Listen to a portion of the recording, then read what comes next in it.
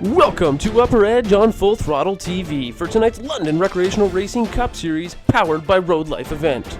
We're just moments away from getting underway with tonight's racing program, but first let's take a moment to thank the people that make it possible. London Recreational Racing. London Recreational Contracting has gained a remarkable reputation as an industry leader in concrete pool and spa construction by focusing on three key factors: quality, creativity, and outstanding customer service. A proud sponsor of countless racing vehicles and events, London Recreational is a leader on and off the track. The Circle Alliance. The Circle Alliance is a digital and online global marketing firm, providing marketing, promotional, and advertising platforms. The Circle Alliance showcases a diverse collection of musical artists, male and female models, and business organizations using a vast variety of digital and online sources to market clients' products and services worldwide. The Circle Alliance is the vehicle for your vision. Our Expression Studio, a small digital studio with corporate-style passion, creativity, and capability. Our Expression has a diverse clientele base that extends from massive web development and CMS projects to the finest detail in a graphic design project for a low-budget race team. Motor Components.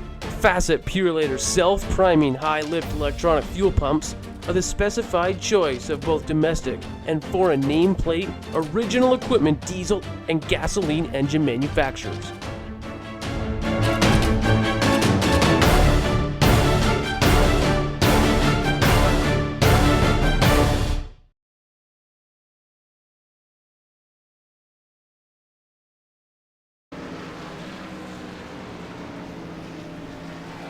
And here we are, the moment we've all been waiting for.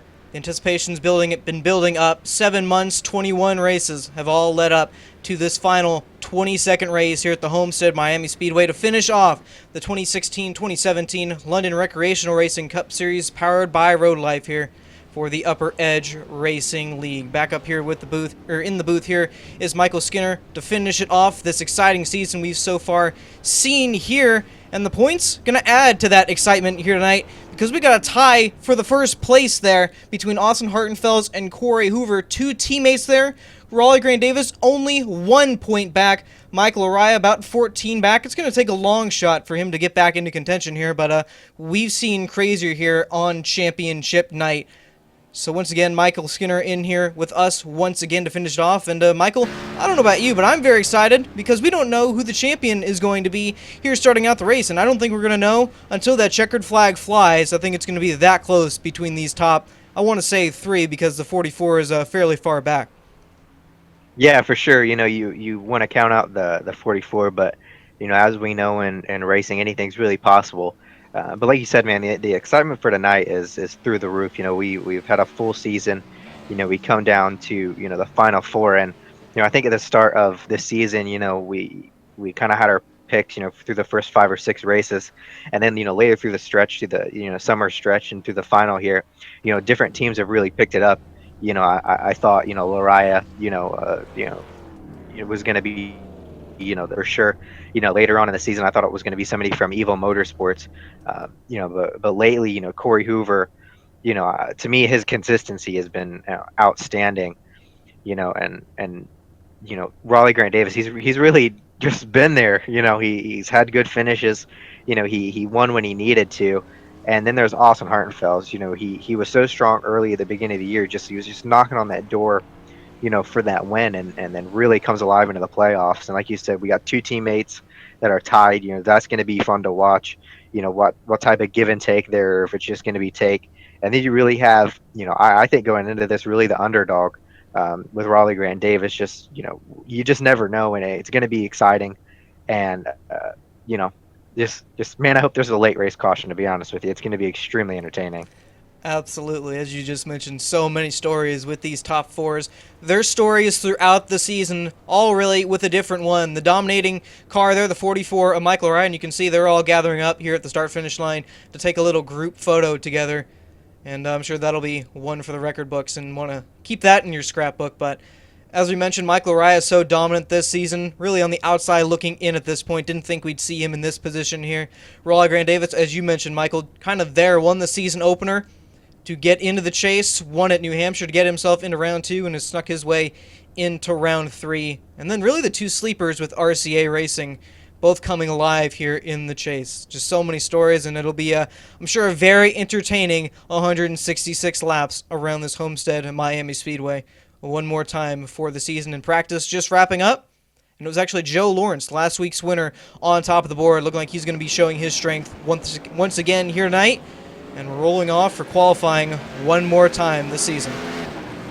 Yeah, the one interesting thing, when you look back at, all of the top four's season, you really look at, Michael Araya, got the season off to a great start, won, not only won, but dominated.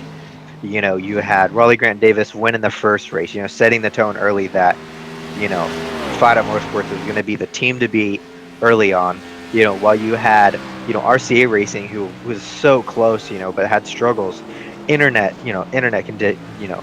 complications, times during the race where caution came out when it really didn't need to, things along that line.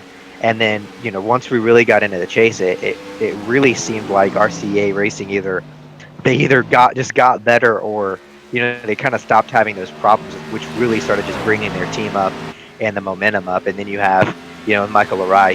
He's just seemed to have nothing but, either caused, luck, being, earlier on the chase going 3 wide, at a place he didn't need to with the fastest car, or back at Michigan where he got in another incident. So it's really just one of those things where later on in the season he just seemed to have struggles. He was still dominant and still won some races. And then you have Raleigh Grant Davis, which has really just been consistent, snuck into each round, won when he needed to. So you really have a mixed bag of drivers here tonight. So the different mentalities, it's got to be different. RCA is on such a high. Are these guys going to go out and try to dominate their race? Is Raleigh Grant Davis going to be a sleeper like he always is, or is he going to try to go up there battle for the lead? And the only thing Michael Araya can do is go up there, lead every lap, and go win the race and hope for something to happen. Absolutely. We mentioned the sleeper, or not really the sleeper, but the man on the outside looking in here tonight, Michael Araya, puts himself on top of the board for the moment with a 30.949. Joe Lawrence second at the moment, Bradley Burke third, and Raleigh Grant Davis fourth. Corey Hoover rounds out your top 5 at the moment. They're going to get fresh tires on it and roll back out one more time here. Yeah, the one thing that I have noticed, just within the, probably last 6 races of the season, the performance between Raleigh Grant Davis, Bradley Burke, and his teammate Michael Araya, the gap, of those 3, at the beginning of the year, I would say, it was extremely, extremely big, with the domination. But lately, we've seen the 24 and the 51 car qualify good. We've seen them, run well, win races, which before, unless we went to super speedway or somewhere that, that they were comfortable, say, Charlotte for Raleigh and stuff like that, really couldn't see them. You see them getting the top 5, but it really wasn't a shoe-in win. But here recently, the speed has picked up, so I feel like they're really, hanging on, practice and really putting their faith in, the 44 Michael Araya as well to be a great teammate and to help these guys out with whatever they need. So I think that's something very interesting that, to see as the progression just in the last 6 races of the 24 and the 51 from Flat Out Motorsports.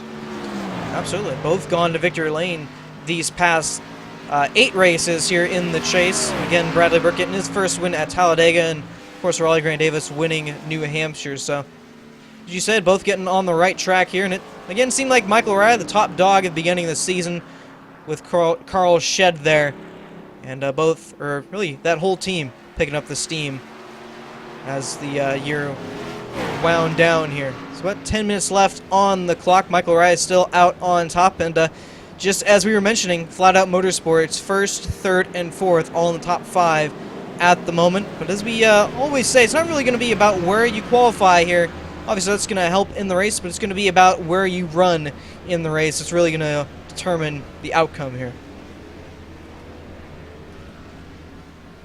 Yeah, it's going to come down to a lot of things. Homestead is probably one of my favorite racetracks. I came here for the first time on iRacing, and I kind of just fell in love with it. And one of the things that I never understood was why, the NASCAR season, why it really ends here. But once you get on here, I thoroughly enjoy it. You can go up there and run the wall on 1 and 2. You can run the middle. You can run the low group. You have a lot of options here for different speed, and when you cross the finish line, and no matter what groove you take it, it really is almost comparable. So, it's just a place I fell in love with. So it's definitely going to be something special, tonight. Tires matter a lot here. Line matters. What lane are you going to choose early on in the race to combat, later on in the run. Just stuff like that, and it could always come down to fuel mileage too. So we're going to have to watch and figure out how far these guys can go on fuel and stuff like that to see what the strategy is really going to be.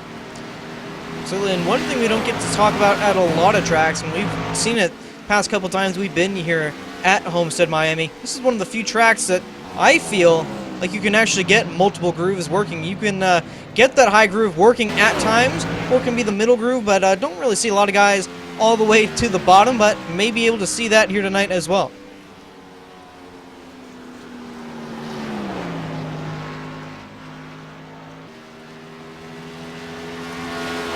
Just a little under 9 minutes remaining here.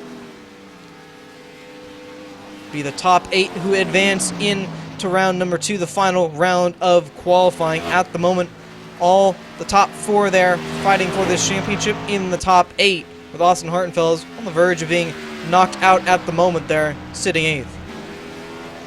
Yeah, and the times are extremely close too. Just look at, Michael Arias kind of, a little bit far out there, but you look at Raleigh Grant Davis and Corey Hoover, 0.02 of a second. That's not a lot. And then you have Austin Hartenfels, who's 0.09 of a second behind. So it's extremely interesting to see how close they really are.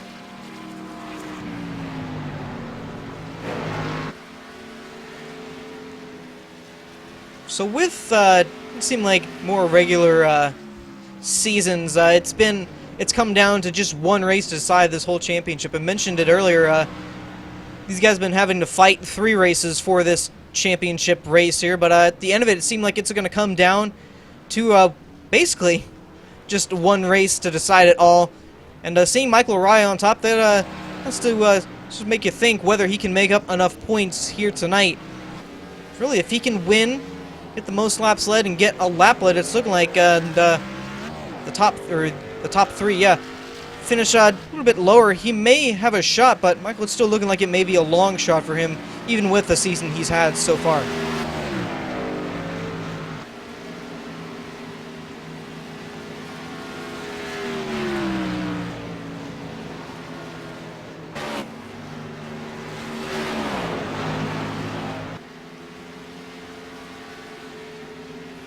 Just kind of looking through the times at this point. Seeing where some of these guys running at the moment. One notable, Carl Shed for 3 and 4 there. At the beginning of the season, it was looking like it was going to be him and Michael Araya all the way down to the end fighting for this championship. Of course, Carl Shed unfortunately knocked out at the end of round 2 at Talladega. But really nothing to hang his head about the season he's had. Didn't make it to the checkered flag a bunch of times there at the beginning of the season. But the performance was definitely there and seemed to come through better at the end, or closer to the end of the regular season. And hasn't gotten that elusive first points victory quite yet. But tonight may be the difference there as he jumps in to the top 8 there and knocks Austin Hartenfels out here. As it's looking like round 1 can be coming to a close here. Yeah, but that's really one thing, Justin. I don't think it's, especially here, you have so many, options to move around. It's not really a big deal about where you qualify, especially, where he's at in the points. Right now, he's the leader. The cars he's really racing, are right there in 6th and 7th. Michael Araya has to make up a massive points difference. So unless they finish, 15th, 16th, 17th, and 18th, it's going to be hard for Araya to win it. So, it's pretty difficult. So right now he's near the guys that he needs to compete with, and it doesn't really matter what really the 44 car does. You're not really chasing him tonight. You're more of just chasing a position. Absolutely. And mention 14 points back, only 18 cars in the field here tonight, so not all impossible, but it's going to take quite a lot of luck for that 44 to put himself back in championship condition, or competition, should say. So it's really going to come down to that top three with Corey Hoover, Austin Hartenfels, and Raleigh Grant Davis. And it's looking like round number 2 going to get underway here. 5 minutes left in this qualifying, so the top 8 going to roll back out here and give it another go.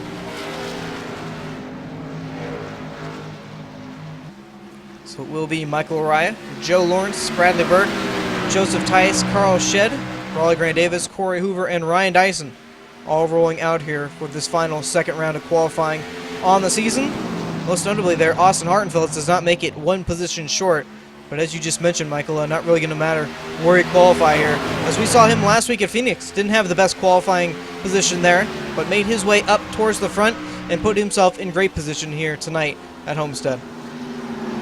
Yeah, and it's things like that that really, got him to where he is tonight anyway. So it's not going to be surprising if he goes up here and wins it. The one thing that I'm, kind of, in the middle of is, is the 44 Michael Araya going to, later on in the race, once Araya kind of figured out he's not going to win the championship, is it going to be all help your teammate mode, or is it, going to be off for one? What's the situation going to be as the latter part of the race comes on, and if Raleigh Grant Davis needs that extra spot, or if it's even for the win, Raleigh needs that win to win the championship, what's going to be the mindset coming from their camp?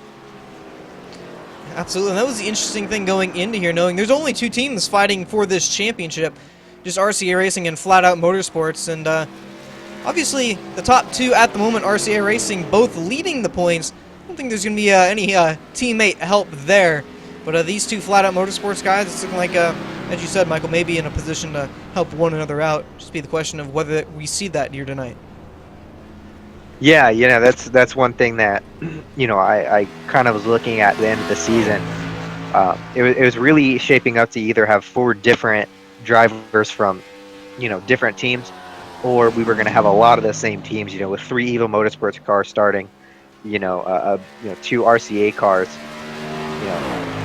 2 Flat Out Motorsports cars. Down the line, the teams started, racking up. You also had, Rapolo Brothers, they had 2 cars. So, you didn't have really a lot of options from teams. So,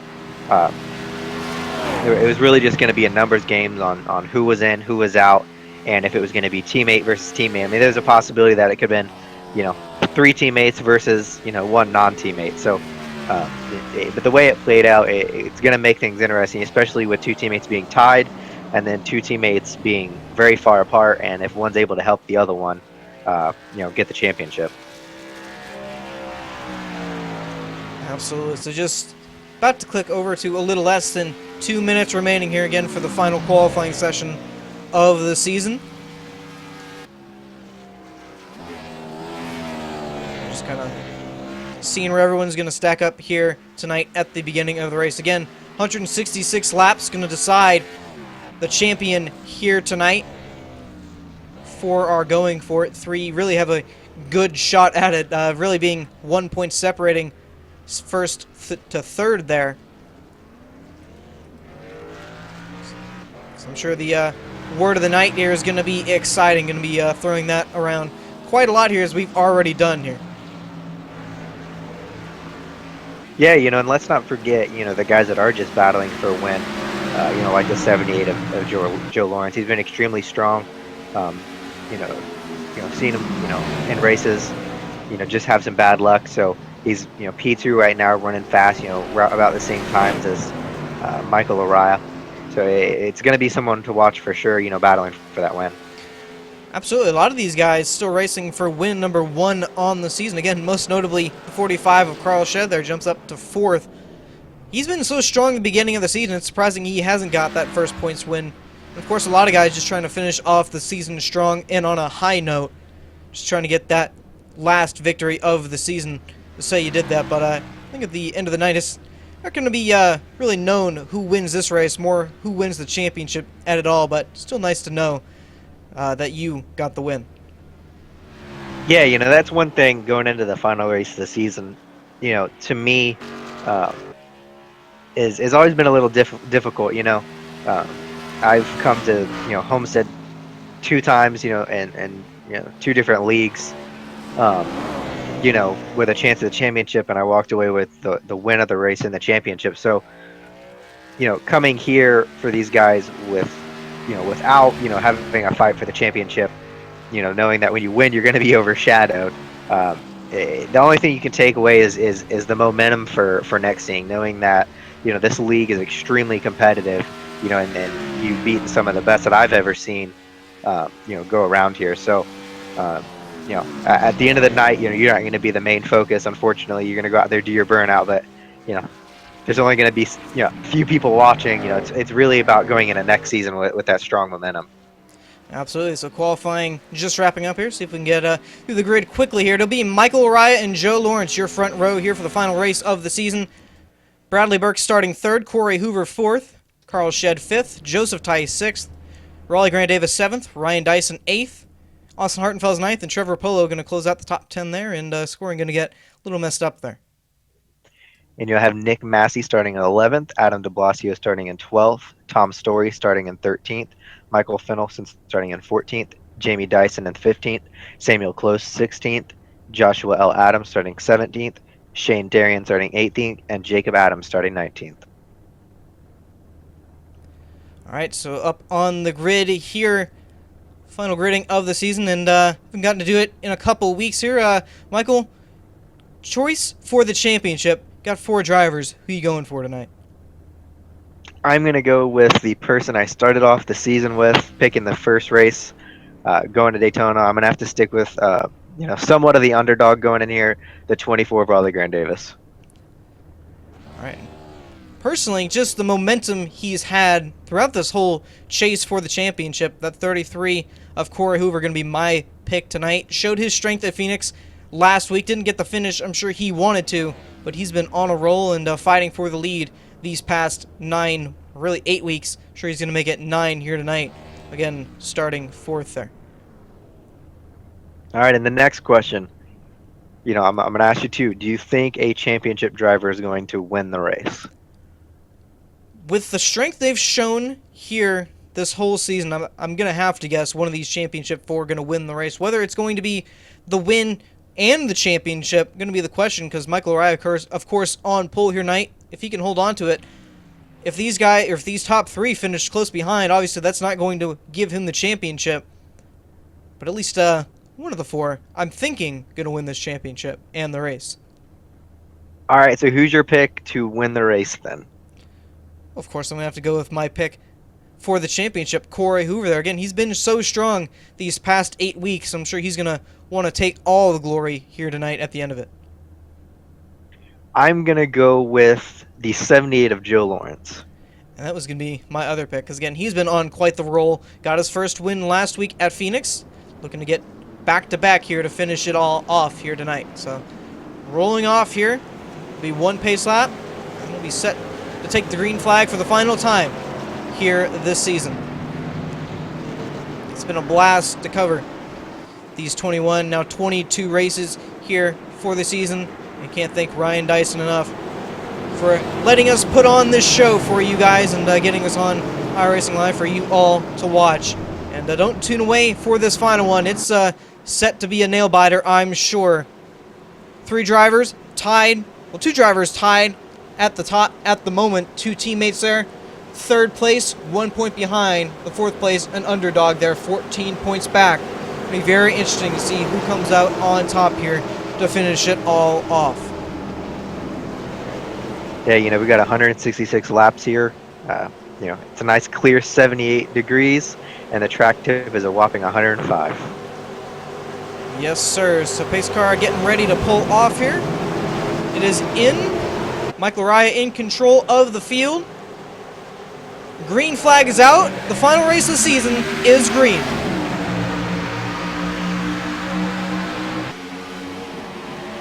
Pretty good start there by the 78 of Joe Lawrence. Side by side into one. Go the two, the 44 and the 78 fighting for the lead coming off turn 2 here. Yeah, that's a difficult position for the 44 car there. Being down on that bottom, the exit of turn 2 really wants to push you up towards that wall. So you got to be extremely careful. Where the opposite, in turn 3 where you just saw the entry, the low side is extremely nice for the 44, but the 78, it really tries to push you up into the wall if you choose that line. But we have one of our championship contenders going 3 wide into the corner, and the 51 car wisely backs off there, knowing what's at stake.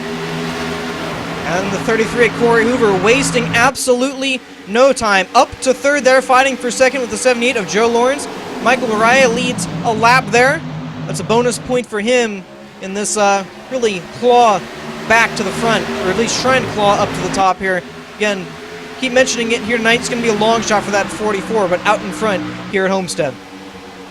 Yeah, the big question that I'm really asking myself, is it going to be, the most aggressive, car wins tonight, running 100%, all the time, or is it going to be the slow and steady, that's going to ultimately prevail? If it ended right now, we'll keep, I'm sure, throwing these scenarios around tonight, but if it ended here tonight, 33 of Corey Hoover would be the championship. That's all going to be shuffled around here tonight. Again, mentioned at the top of the show, really not going to know who the champion is going to be until that white flag, or really the checkered flag, flies here at the end of it. It's just so close, and I'm sure Dyson knew at the end of it, or at the beginning of the season, that he wanted to set it up to the that the final 3 races would determine it all, and at this point, kind of looking like it's just going to be a 1-lap race here, or 1 race season here, really what it's coming down to. Yeah, with the top 3 being separated by 1 point, it's do or die. Every lap you lead counts, every position counts, heavily. So the one thing I do want to shout out is, I'm a little biased towards my pick, but I got to give a shout out to Corey Blevins for the 24 car. I mean, that's probably one of the best cars that I've ever seen painted. It's extremely iconic for for the 24 car with those colors, but definitely something I'm sure took a lot of time, and I know Raleigh Grant Davis, being a 24 fan, loves having those colors on the car. Absolutely designed for this final race here, and I'm sure it'd be a very special scheme if he could take it to victory lane here and get the championship at the end of it all. I'm sure it just add that much more sentimental value to that scheme. Yeah, this is the first time he's running it as well, as you mentioned. So coming to 7 laps complete here, Michael Rye has been out in front for all 6, running 7 here. Joe Lawrence second at the moment, Corey Hoover third, Carl Shedd fourth, Bradley Burke running out your top 5 there here. Again, just 6 laps complete, and Corey Hoover going to get the second spot away from Joe Lawrence there. Seemed like he lost a bit of momentum there. I'm sure Joe hit the wall, but now Carl Shedd going to dive underneath and try and take that 4th spot away, or 3rd spot. Yeah, it definitely lost the momentum there. It seems like he's trying a little bit different line than everybody else. That might be hurting his speed a little bit, but you never know. Later on, it might be the way to go. I saw him in qualifying running pretty close to that wall, almost all the way up towards it. Seen a few guys make that work and I think he got into the wall there. Just a little bit of a scrape there, but seen some guys get very good exit speed all the way up top. So I'll have to see if that comes into play here at all here tonight. Yeah, I went back and watched what happened. He went, the high lane kind of like he is now, about 2 lanes off the wall, and letting it float up. But as he was letting it float up into the center, it got extremely loose and he got really sideways. So really good catch, and looking at the momentum loss over a wrecked race car, I gotta say he did a good job. Saw another couple of scrapes there from that 78. Once again, I'm not sure if that's a just a little iRacing glitch at the moment, but fighting in the back here just a little bit, Austin Hartenfels and Joseph Tice. Austin was the leader coming in here tonight of the points, as well as the 33 Corey Hoover, and starting to slowly claw his way up towards the front here. So far, 3 positions made up from his 9th starting spot. just a little bit farther behind the 24 Raleigh Grand Davis, running 8th at the moment. Don't let that position at the moment deceive you, because he knows how to come up towards the front at the very end of it and kind of shake things up. Yeah, he's definitely a person that, takes chances as well. We've seen him several times during this chase, take 2 tires, when he thought, he needed the track position. So he's willing to do whatever it takes to win here. But it looks like Joe Lawrence is trying to make a move back on the 33 to get second. A fight there for second and a fight for 4th. Back with the 51 of Bradley Burke, trying to get around the 45 of Carl Shedd there. Looking like he'll get the nose to the outside as the 78 of Joe Lawrence going to slot back in for 3rd.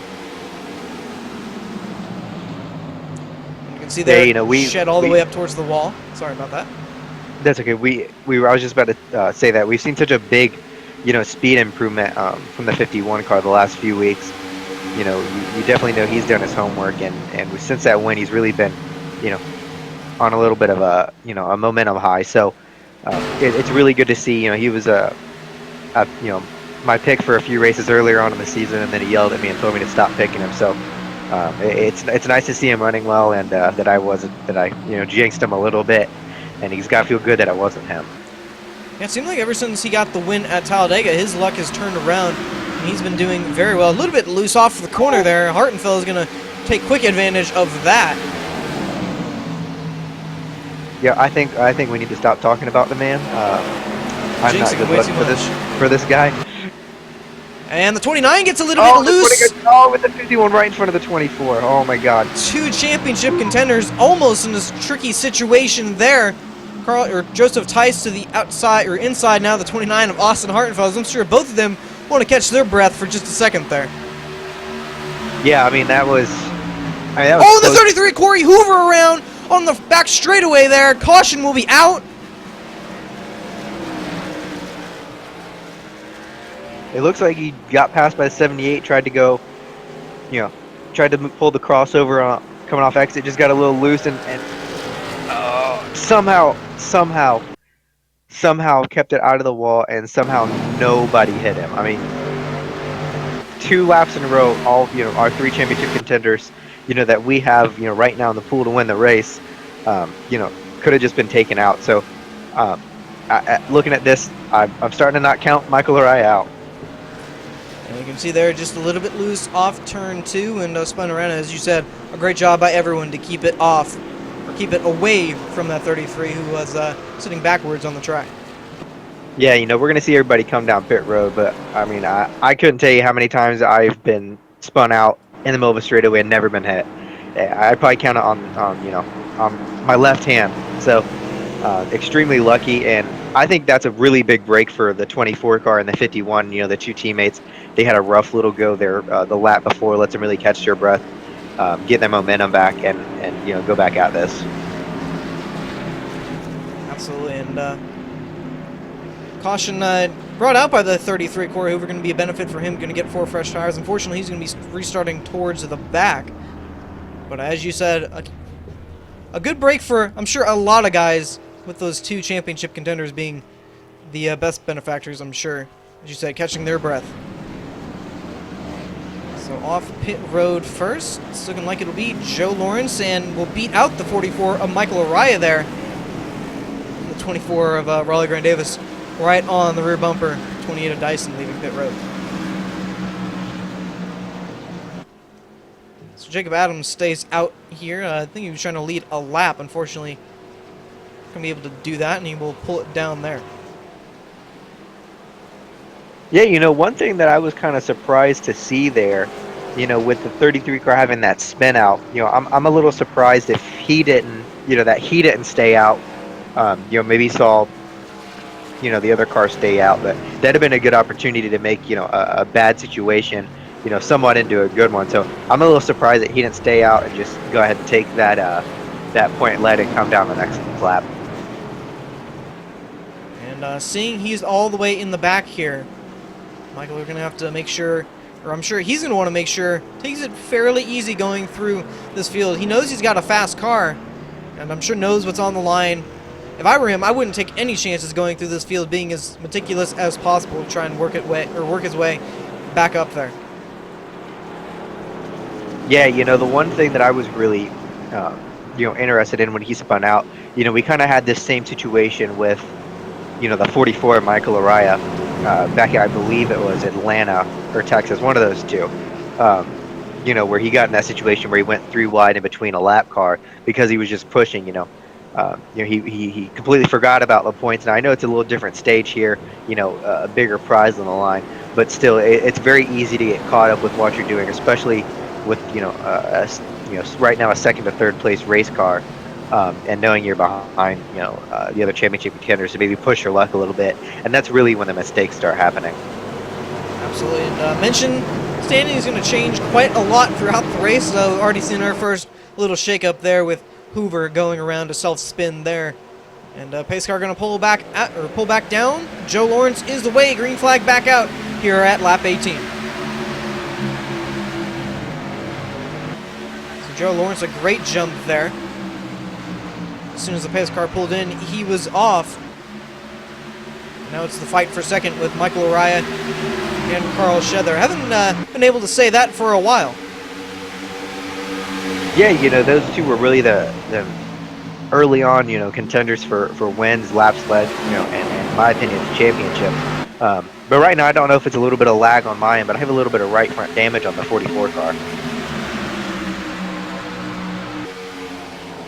I'm actually seeing that as well. We'll see what he's got on the side. Yeah, he does have a little bit of right side damage. Not sure if that's just an iRacing issue there, but obviously not affecting him here too much as he's fighting for the lead here with Joe Lawrence going to turn 3. Yeah, I'm trying to go back to see when he got it, and it almost looks like it's on the start. Maybe spun the tires a little bit, got into the wall.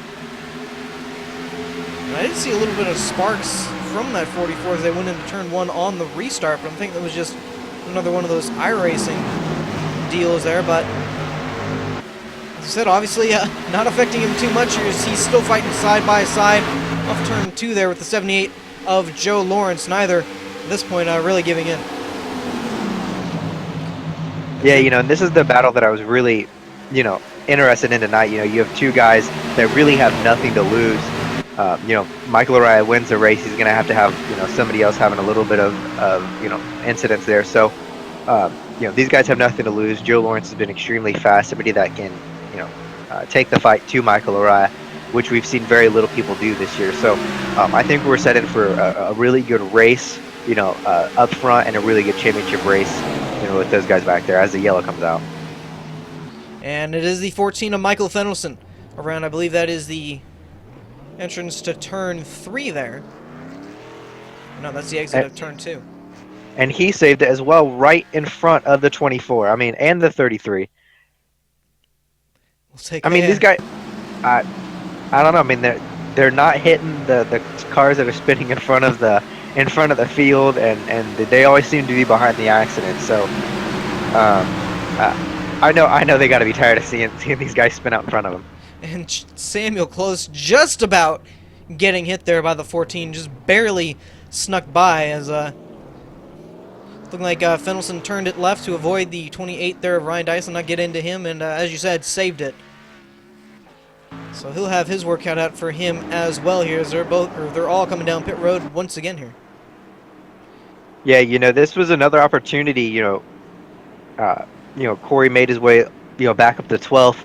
It seems like a lot, but he started 18th, I believe. So he made up a decent amount of ground, but it's just another opportunity that he could have went out there being in the back already to go out and lead a lap. So that I'm a little surprised about. Seeing as how his car's so good, he made it up, to 12th so quickly. But I get where he's coming from. He's had a few accidents start in front of him. So, but my opinion that big point for staying out is definitely big. If they get points for leading laps, I'm not quite too sure on that. Yes, they do, and they didn't run too many laps on that last run. So as you said, kind of surprised he didn't. But he takes 2 tires, and that's going to get him out in front. So I guess 2 tires better than none in this situation. Yeah, I think this strategy is a little bit riskier than just staying out leading a lap, and then coming back down pit road and and getting your service, you're doing the same thing, because I don't see him keeping the lead on those two tires for the majority of the laps here, and really Atlanta, or Homestead is kind of on the same lines of Atlanta and Texas. The tires feel good for a little bit. They last a little bit longer here at Homestead, but ultimately they still end up giving up. I'm gonna guess he may be banking on another quickie caution here. Seems we've a few quick cautions here, but you said either way, I don't think he'll be up front for too long. But just trying to make up some more positions, and obviously that all important bonus point for leading that lap. So, lights on the pace car are off, so we'll try it once again here. I'm in lap 25.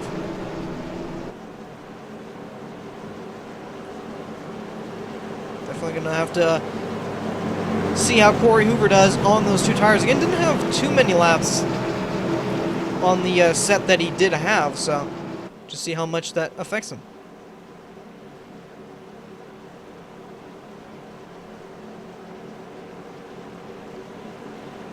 I'm seeing Joe Lawrence in a position he hasn't quite been in.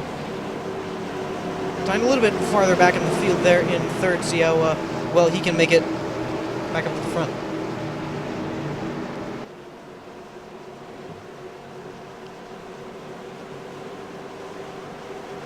Alright, so it'll be Hoover and Lariah, the front row for this restart. As pace car pulls down. Hoover is away, green flag back out here. And a really good jump by the 33 car there. But that was to be expected. I figured he'd go as soon as possible into the box.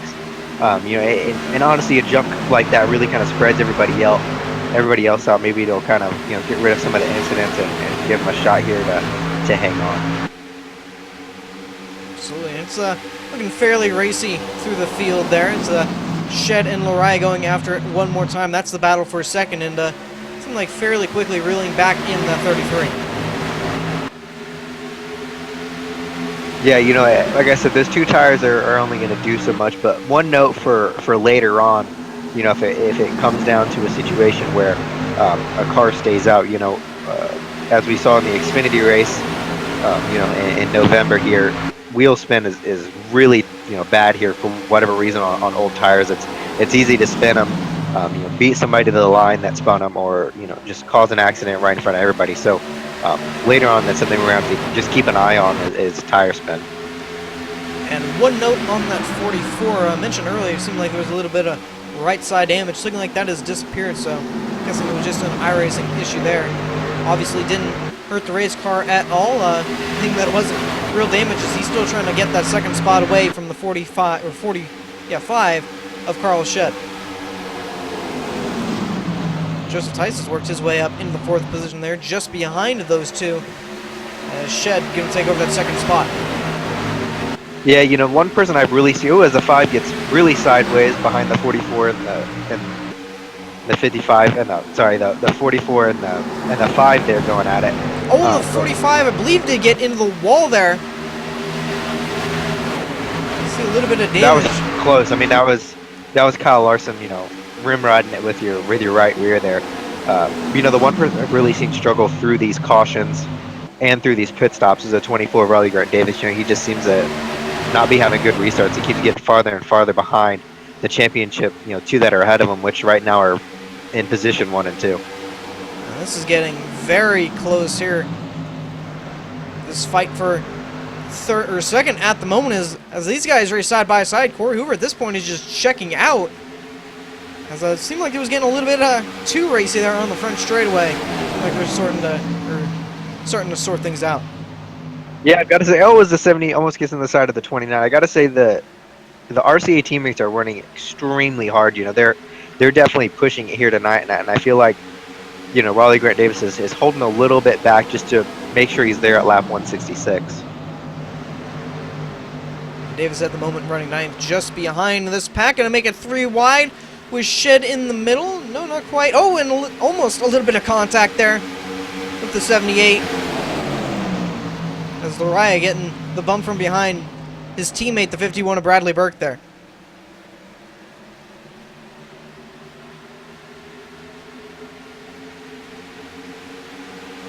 a little intense once again here. With the 44, really the only championship contender at the moment, really in the mix of that. It's seeming like Hartenfeld is starting to check out from the field, or from that pack back there now. Yeah, you know, it's extremely interesting because he has 4 tires, so you got to wonder if he's going to go down there and immediately run down his teammate. You know, because like I said in the past, you know, 2 tires and even no tires work really well, you know, if you're the leader. But when everybody starts, you know, getting by you and passing you, that's when it really starts to rear its ugly head, is when you just can't go where these other guys can. So when they're in the fast line and you're in the, you know, in the slower, you know, not preferred groove, it makes it really tough when you have, you know, 2 older tires, even if it's 4 or 5 laps. Yeah, I did mention Hoover on this restart going to be one to watch, as he had 2 tires, but it seemed like he's having no troubles at the moment, of course, with the help of those guys racing so hard behind. And as you can see, it's cycled out there with Hartenfeld getting the 2nd spot, Lawrence 3rd, Ryan 4th, and Shed 5th. Yeah, you know, now that these guys are spread out a little bit, the 29 car was about a 10th faster. So was the 78 of Joe Lawrence, and then you go to the 44 of Michael Araya, which is almost 2/10 faster. So slowly but surely, he's getting ran down here, and it's going to be really difficult once he gets back there in dirty air to really make the car do what he wants it to.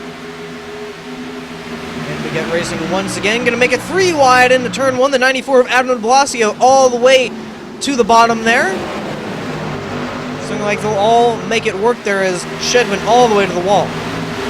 Now the 5, Joseph Tice, going to try and stick his nose inside. No, he will not. Yeah, you know, that's one of those things that, you know, it's really a borderline call. Is, you know, you have the 29 and the 33 up there being extremely, you know, aggressive, and you have the 24 back there, you know, almost kind of biding his time a little bit, you know, not putting himself in bad situations. But also by doing that, you know, he's putting himself in bad situations behind guys that, you know, are pushing for the win, going 3 wide and stuff like that. Whereas you had the other 2 championship contenders running out in, you know, perfectly good clean air all by themselves. So he, you know, in my personal opinion, he's got to start making some moves towards the front, even though it's early on in the race. Just got to start making moves to the front, taking off some of these, you know, other cars, just to get out of, you know, the place where he's at, to just stay out of the accident zone. Now fighting for that A spot with the 5 of Joseph Tice is that 24 of Raleigh Grant Davis. So it's looking like he's trying to make some moves up towards the front. Again, we've noted doesn't always run the best in races, but he definitely knows how to get there at the very end of it and sneak his way into victory lane. And the battle for the lead has heated up quite a bit. It's a 4-car battle for this lead. 2nd place side by side with Hartenfeld and Lawrence there. Michael Araya just behind. So now we're seeing those 2 tires start to catch up with the 33 there, as Lawrence going to get to the inside. The caution is out. It is the 37 on the 14 involved as well. Jamie Dyson. I see the 48 of Nick Massey there. I don't think Tom Story was involved in that. I think he was just slowing up. See another car there. The 9 of Trevor Apollo. Heavy smoke blowing out of the back of that car. Yeah, you know, a massive car accident. Oh, it looks like the. Oh, that one's difficult. You know, it almost looks like when the 14 turned into the corner. You know, the 28, you know, went down a little bit farther with him, or the 14 thought the 28 was going to go higher. That's an odd entry to the corner there. Yeah, the 28 and the 14 make contact there, and put some pretty hard hits there with the 9 and the 48 there. So it's looking like saw Fennelson have some issues just a bit earlier. It seemed like that's probably going to end his night there. Yeah, you know, it's going to end all but, you know, my personal opinion, the 28 car's night there. Everybody else hit pretty hard, or ran into another car really hard. And this caution, really, the best benefactor of that is the 33 of Corey Hoover there, as he was about to get jumped for the lead. Now he gets to come down pit road with fresh tires and on the same tires as everybody else at this point. Yeah, that was a massive break, you know, something that you know, everybody else has to take take hold that if everybody gets to battling, 2 tires really holds the lead there for a few laps. And kind of surprised, as you said, Michael, stayed out as long as he did. We know how 2 tires can work here, and really, it was those guys racing side by side behind that allowed him to keep the lead, and we'll keep it off pit road with Joe Lawrence coming out second there, just behind.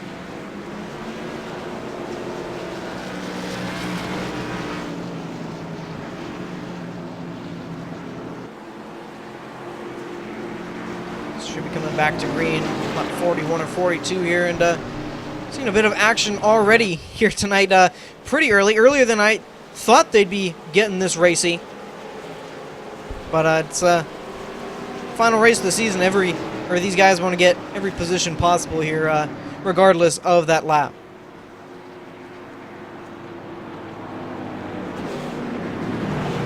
Yeah, this is a big break for the 33, but it also lets those other guys, get a little bit closer. I don't know if he quite has the speed of the 78 and the 44.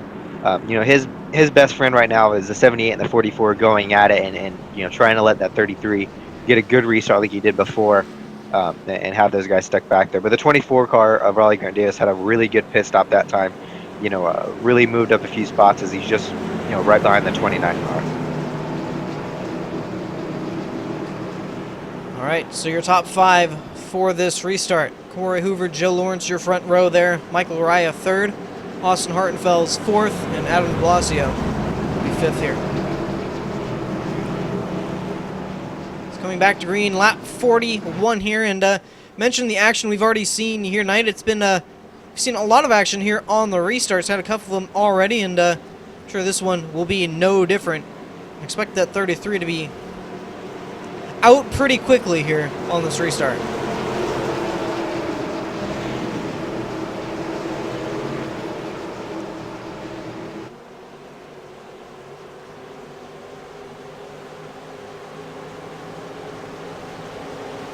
And Raleigh Grant Davis actually up to 6th there off pit road, so picking up a bit of positions there. Is the pace car going to pull off there?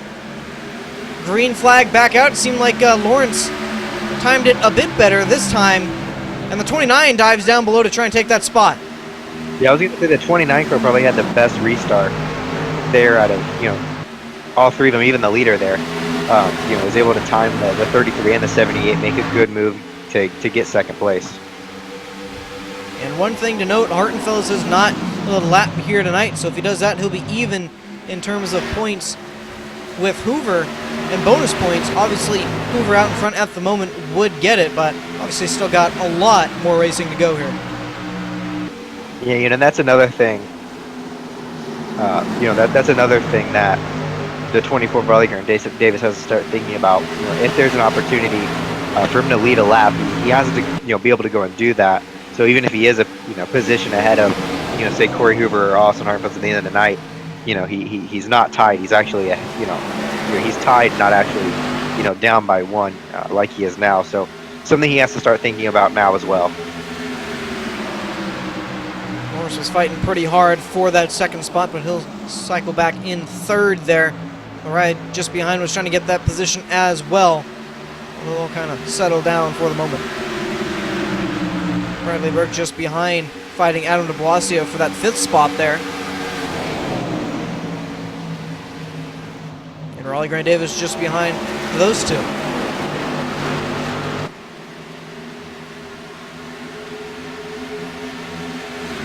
So up front, these guys not letting the 33 get away too far at the moment. About 2 tenths separating one another there, 1st through 4th. Yeah, the teammates seem to be extremely even tonight, and it seems like the 78 and the 44 car are extremely even tonight. So it's really interesting to see we're having 2 battles with 2 different cars, at the same time, and none of them can really seem to make progress to get in front of the 33.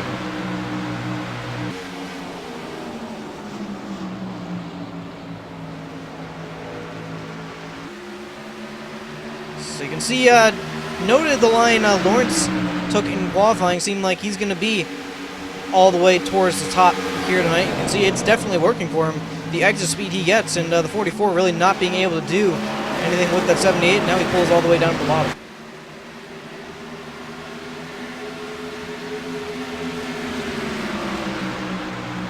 So Hartenfeld is now up to the back bumper, the 33 of Corey Hoover, his teammate. Go on board real quick with this 29. I believe that's the 17 of Sam Close, just in front of these leaders.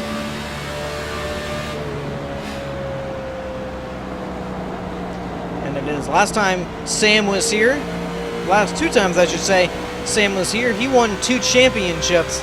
Ain't looking like a bit of a rough ride at the moment. Yeah, you know, this, which is extremely surprising to me. I thought he would have had a good showing tonight, just, you know, knowing how good he is here, you know, but these guys are on another level, so very interesting to see, you know, where he's at and where everybody else is tonight. Fight for the lead there. Hartenfeld gets a good run off turn 2, going to be able to keep it entering 3 there. Thinking Hoover going to have the best advantage there all the way up top. It's going to be a drag race down into turn 1, and I got to give, you know, the high side here a little bit of the, you know, benefit going in here, because the 29 doesn't want to go up there and get into the side of his teammate. So on exit, he's going to get a little loose, as we saw there. He's going to give up some momentum. But if he could just hold that inside going down into 3, he might have a good chance for the 33 to slip up on that banking. As you can see there, loses a little bit of momentum. The 44 Lariah all the way up towards that wall. Starting to try and reel these guys back in, as now the 29 battling with the 78. But right in front is that lead. Both want to take it. I'm sure one more than the other. And with that, Hartenfeld's going to have to slip into 3rd there, as Lawrence going to give it a shot underneath the 33 into 3 and out of 4.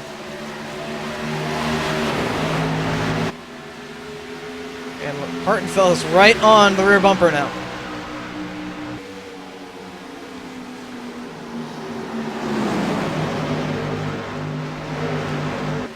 They race side by side, exiting 2 there. And it's interesting to see, it seems like they get such a good run out of the corner, just not being able to do anything really in it.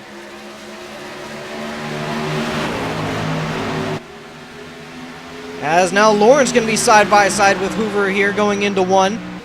And that will be for the lead.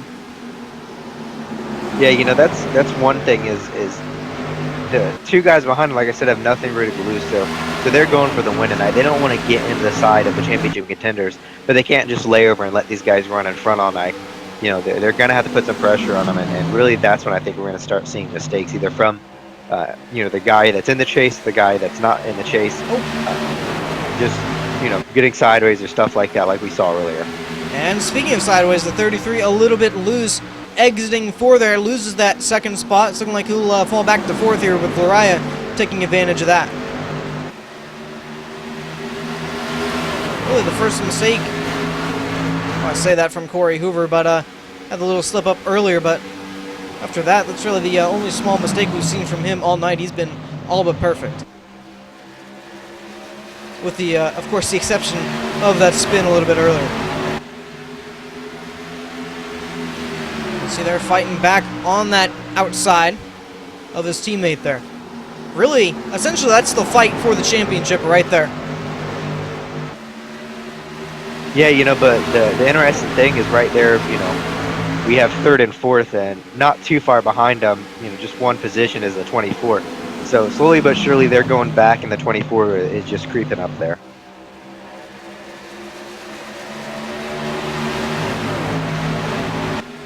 Kind of what I had envisioned here tonight. These guys running up front all night, and I'm sure if Davis wants any sort of shot at this championship, obviously going to need to make up a few more positions, get in front of these guys. I don't think it's going to happen. I don't think these guys are going to be leaving the top 5 at any point here tonight.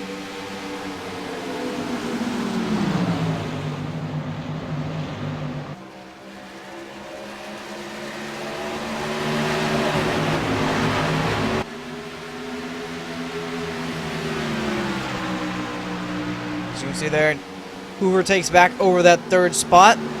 Race for the lead there with Lariah to the bottom, Lawrence up top.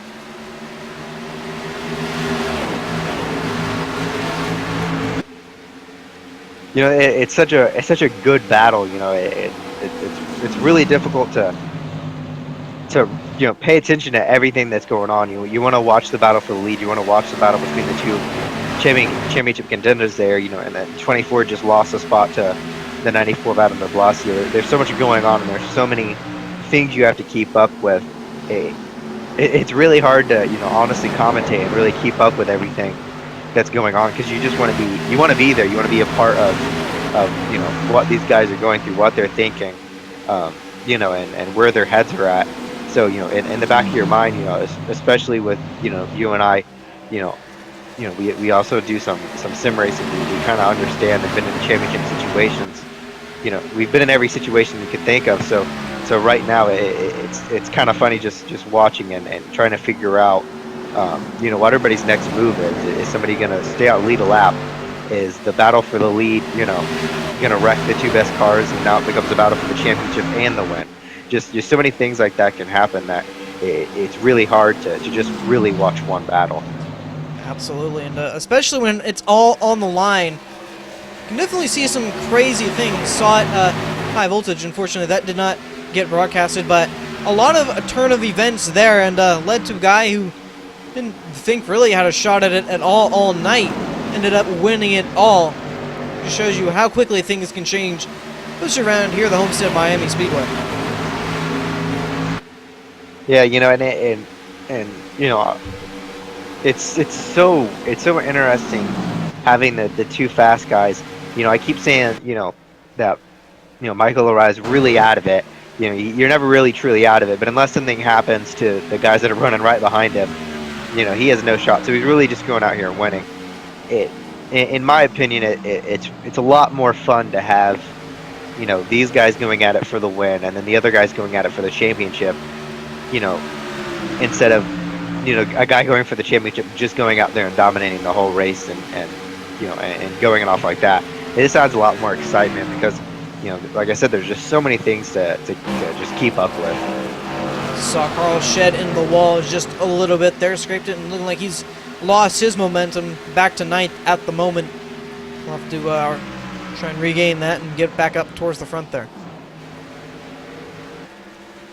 Speaking of up in the wall, the 78 of Joe Lawrence just about in it. And I haven't really been able to see, I think the 29 a little bit loose in the corner there, but haven't really been able to see this line work all too well here in the sim. All the way up towards the wall, just about in it. I like to call it the Kyle Larson line, just because of how high up you are there.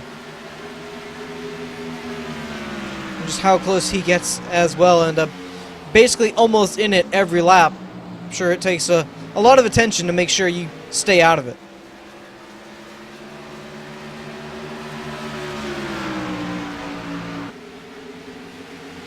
So once again, side by side for the third spot there. The two teammates once again going after it. And it's interesting how many laps they can still race side by side there. Just really no advancement by the guy behind. Really the trend we've seen all night.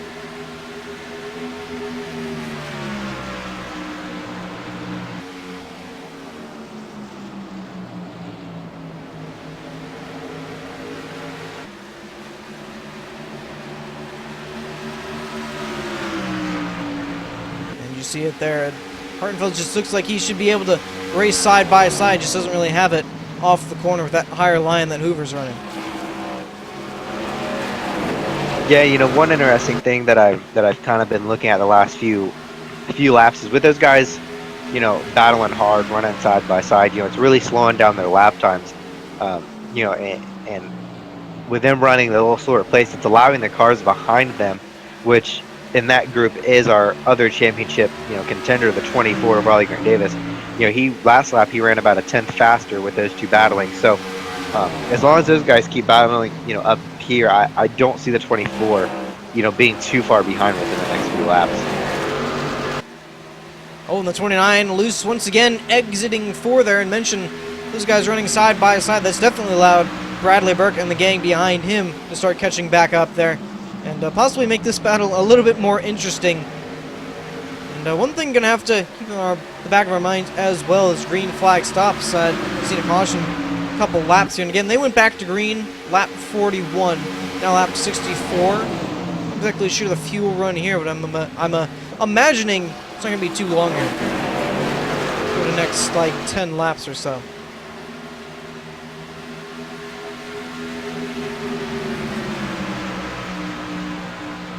So a little bit of separation between the two teammates there who were racing very heavily for that third spot. It's going to be Hoover who prevails. In this battle up front as well for the lead. Lawrence again trying to get back-to-back wins here and finish the season off on a high note. Mentioned last week, it seemed like every race he's been in, he's been up front and in contention for the win. Broke out last week, trying to add another one here tonight. Yeah, you know, the front two, they're just glued together. You know, they're within the same tenth of a second. You know, it's thousandths at this point. But kind of like I said earlier, we saw the battle raging between the 33 and 29. And don't look now, but those guys, you know, the group behind them have really gotten the back bumper of the 29 car. So now that the battle of the 33 and the 29 kind of spread out a little bit, as the 33, looks like he almost gets into the wall there. Gonna let the 29 get back to him. I was about to say, you know, I wonder if they're going to be able to start pulling away, or if the group behind them is going to be able to start catching them, reel them in a little bit more. Seems how those guys, you know, wasted a little bit of tire running side by side for so long. Yeah, and you can see the gap has closed. These guys behind are basically there. Adam Blasio, the one just behind the 29 there. Looks like he'll be able to make the first move when it happens. All four of those guys just behind in the line at this point. I think they know racing each other, just going to lose more time here. As I say that, Raleigh Grant Davis to the inside of his teammate there, the 51 of Bradley Burke. Looking like he'll take that position away and see if he can set his sights on that 94 just in front now.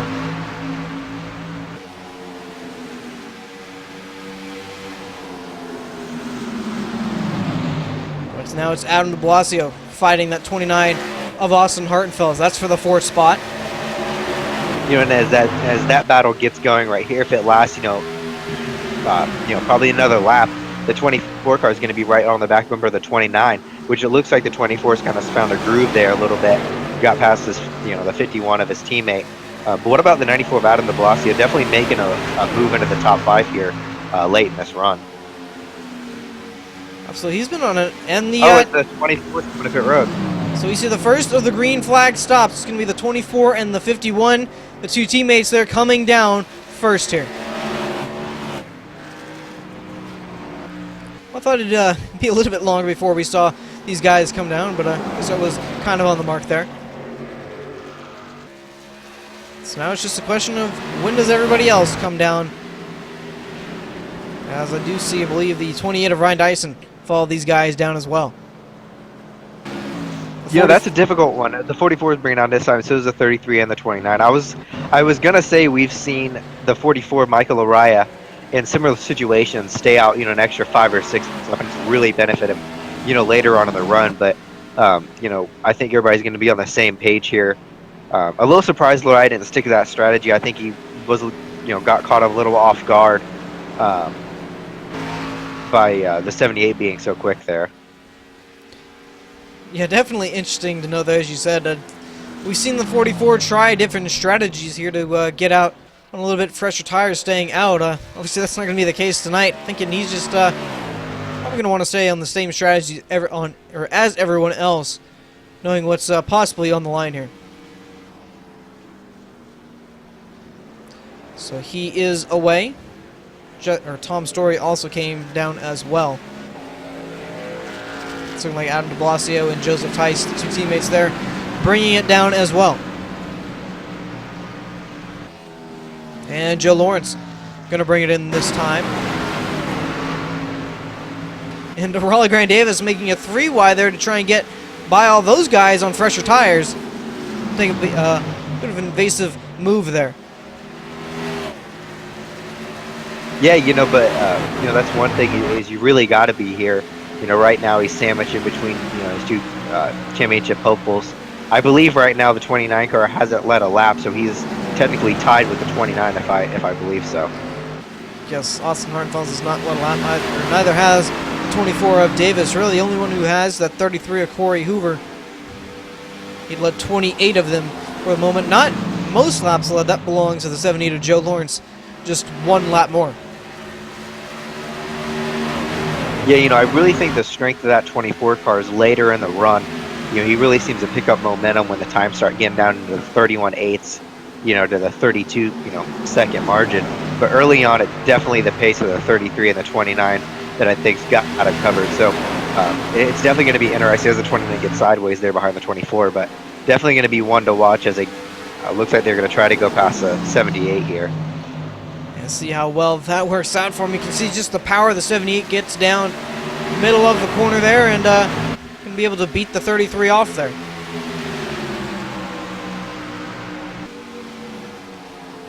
And it all cycles around, looking like Loraya will be your leader here. Right now, 4 cars still staying out on the racetrack. The 88 of Joshua Adams, Jamie Dyson in the 11, Nick Massey in the 48, and Jacob Adams, 4 who still out on the racetrack at the moment.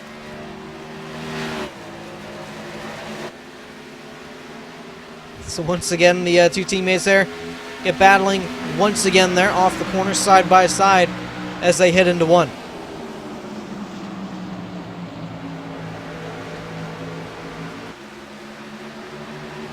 So a little speed corner exit there from the 29, but I'm gonna have to cycle in or file in once again.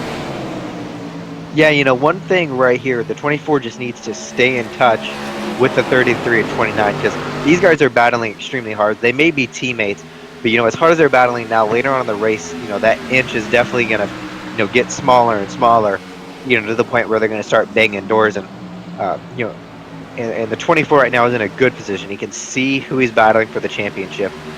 You know, unfortunately, he hasn't led a lap, so even if he finishes just one ahead of the 33 will win by that 1 point. So the 24 really needs to go out there and somehow find a way to lead a lap here or get 2 spots ahead. But it's really crazy. I mean, there's a possibility that the 33, you know, the 29 and the 24, when they cross the finish line, can somehow all be tied, you know, and go by, you know, wins or whatever it goes by. So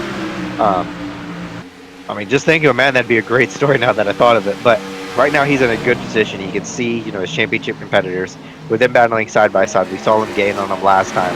You know, right now he just needs to just kind of stay in touch. And both of them get loose out of turn 4 there, and mentioning going by wins, look, that'd be an interesting story as well, because each of these guys have 2 wins apiece, so you'd have to go even deeper than that. Just shows you how crazy this race, or the finish of this race, is going to be in terms of the point standings. The possibilities. Yeah, I mean, that would be insane. I mean, at that point, you might as well just split the trophy up and give it all 3, because you know, this same wins, same points. I mean, that would be insane. You know, we got quite a while before, you know, we start handing out the big trophy, but right now they're all running extremely well, and they're all right next to each other. You know, kind of like how I figured they'd be. We knew it'd be close here tonight, and as I mentioned, these two teammates have been locked together ever since the drop of the green flag. The caution is out, the 17 and the 11 around on the back straightaway. See some pretty good nose damage on the 17 of Samuel Close there. Go back and see what happens. It looks like the 11 got a little loose there and just came down into the right front of the 17 of Samuel Close.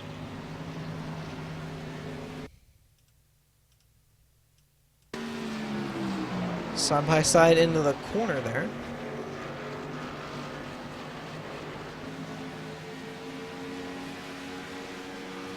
And you can see there, collided on corner exit. Both go for a slide in the grass. And the 17 gets into the inside wall. Pretty good there. So no surprise, going to see all these guys come down pit road here. And really that strategy going to work out. I thought it was going to be definitely going to work out great for the 88 of Joshua Adams there and the 19 of Jacob Adams. Nick Massey staying out to lead a lap there.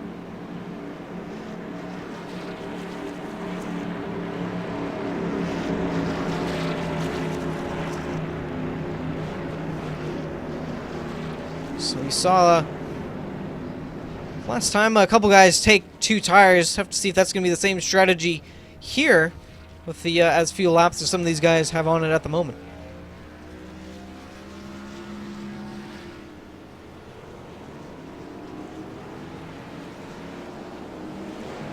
And the 78 will win the battle off pit road there. 44 off second, something like the 33 off third.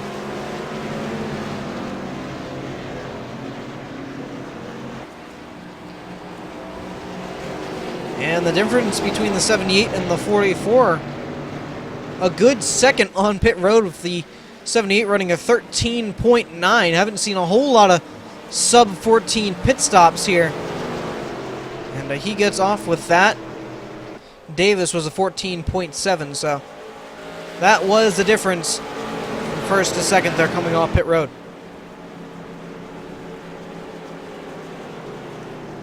So closing in on halfway as well. That's coming in about a lap. As Joshua Adams will be your leader here.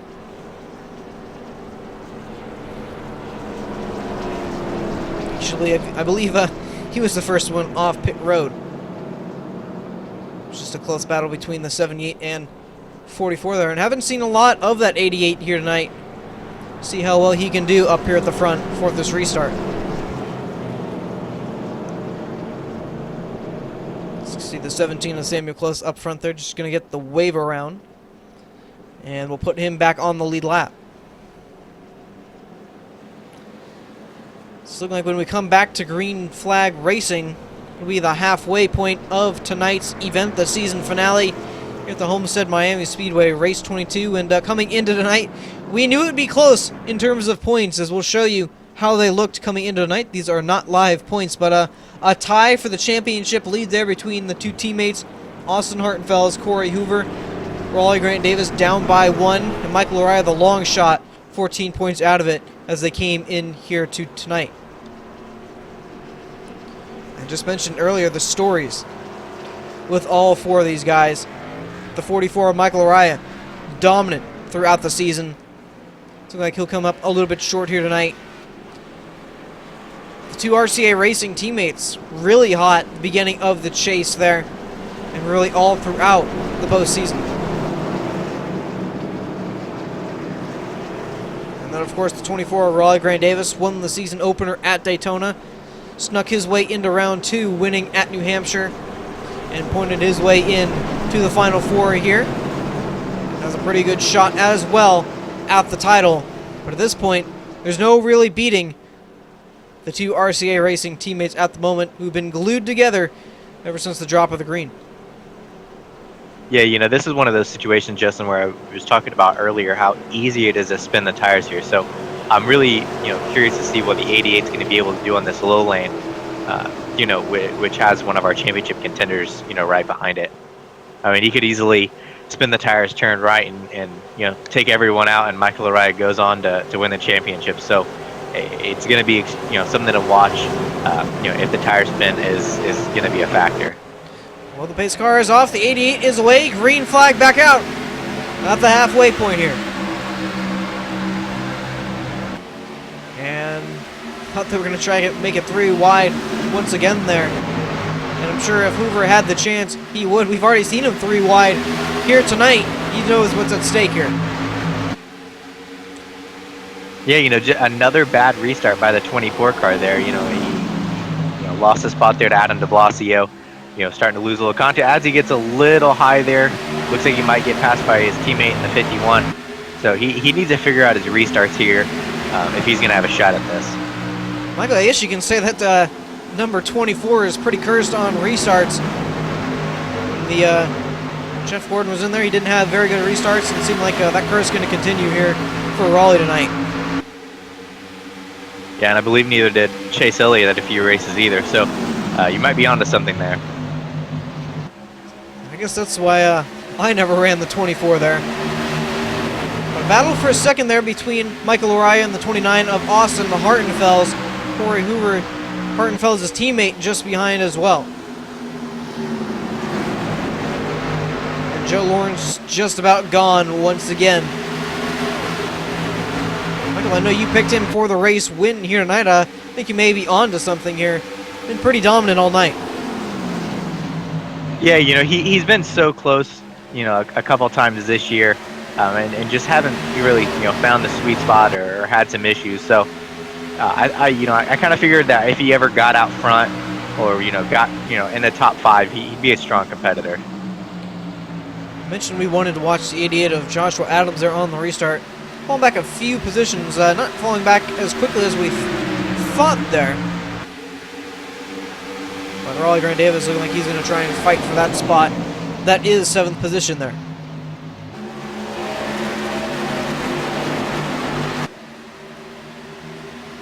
So Michael Araya is starting to close back on that lead of Joe Lawrence. Close the gap down and right on the rear bumper now. And it looks like he might have a shot to get by him here. I know the 78 is going to be able to pull it off the wall there. And he's going to be able to hang with him. The 44 car can get down into the corner. He's not going to be able to do it this time. But if you ever get down to the corner side by side with him, I think the 44 would be able to give him a good run down the front straightaway. It seems like, the low line is really, really hard to make a move in turns 1 and 2. But 3 and 4 is definitely the place where you got to do it. You get such a really, you get such a good exit off the corner as we can see there, which promotes so much side-by-side racing going down into turn 1. It's really been the trend of the night. One car down low, one car up high. And really haven't been able to see many drivers prevail there on the bottom. Just been kind of stuck there and forced to fall back in line and try again. So Austin Hartenfeld is just behind these two as they start to get side by side. Still has not led a lap, the 29. So right now, 33 would be the winner. But if he can pass one more car, obviously that would give it to him. Still got a good bit of racing to go here. Still a chance for anything to happen here. As you and I know very well, Michael, it's not over until that checkered flag flies. Yeah, absolutely anything can happen.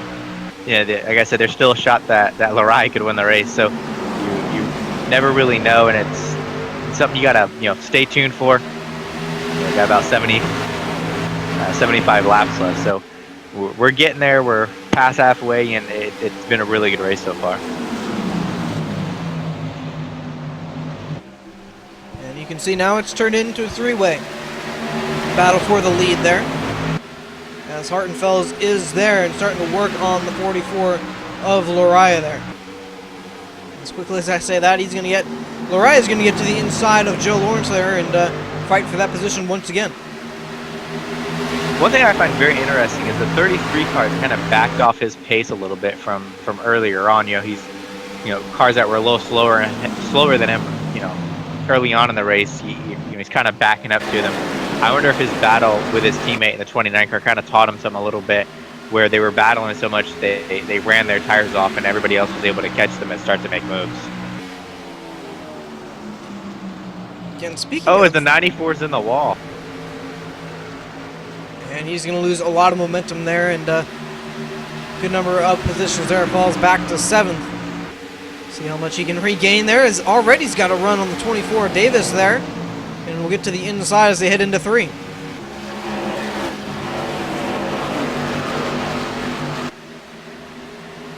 And speaking of battles here tonight, Michael, I'm kind of shocked that, the 44 of Michael Arias tried numerous times to try and get a run to the inside. At one point do you say, all right, that's probably not going to work, and try and go to a different lane, maybe a little bit higher than Lawrence, because I know a couple times he's run more towards the middle here.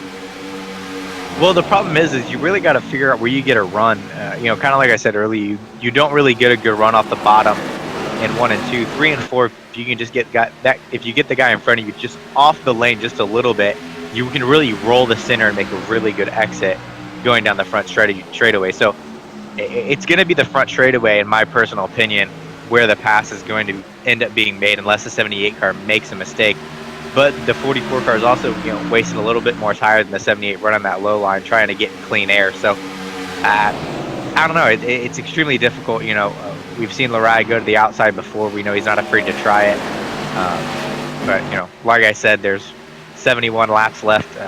Still plenty of time. And back in the field there, I was going to say Hoover was getting a bit of a challenge from Burke there. I'm not exactly sure what happened to Bradley, but fell off quite a ways from that 33, and Hoover at this point now kind of clear sailing all around. Gonna have to try and catch back up to the front there. It's about a second and a half back of third place, Austin Hartenfeld's teammate. That's Sam Close limping around on the bottom there, just looking like going to try and finish it off here tonight.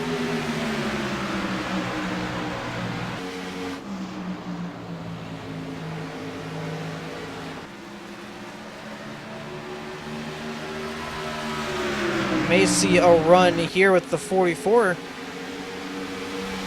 Well, it's looking a little bit better on corner exit, but right on board here with Michael Lariah real quick with the sports graphic in car. And that's Lariah.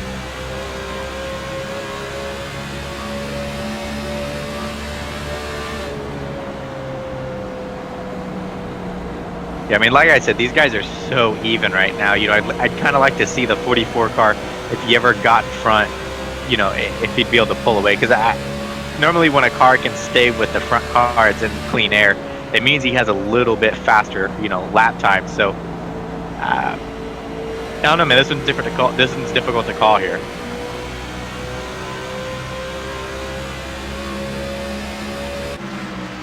I know for a lot of these guys, starting to run out of time here as we're closing in on 50 laps to go, coming in about 50 laps, so not a whole lot of racing left for the season here.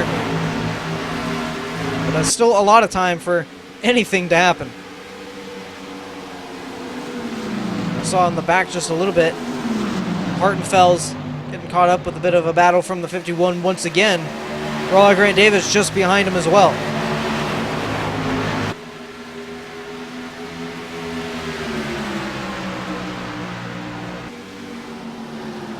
Hitting lap 100 here, so just very quickly. I'm going to step away for a quick second here, and then we'll take you all the way to the checkered flag and see this exciting finish play out. Your top 5 here, I'm going to go side by side, so don't go away. We'll be right back.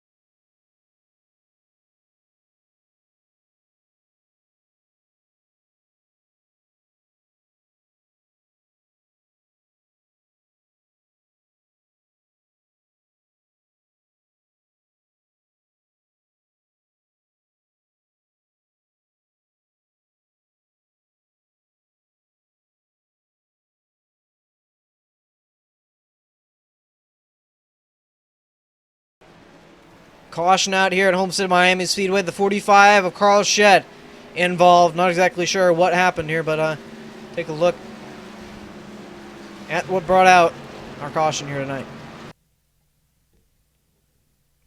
Carl Shedd probably exiting to here. It's loose, middle of the corner there, overcorrects it hard into the inside or outside wall there. Fortunately, nobody else gets into him.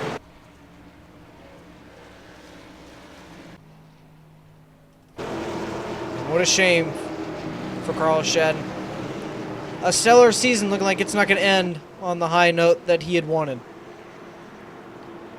Yeah, he had a great first part of the year. Had a bunch of poles, and whether everybody kind of caught up to him, or he was just a little bit off his game the last few races of the year. A good season nonetheless.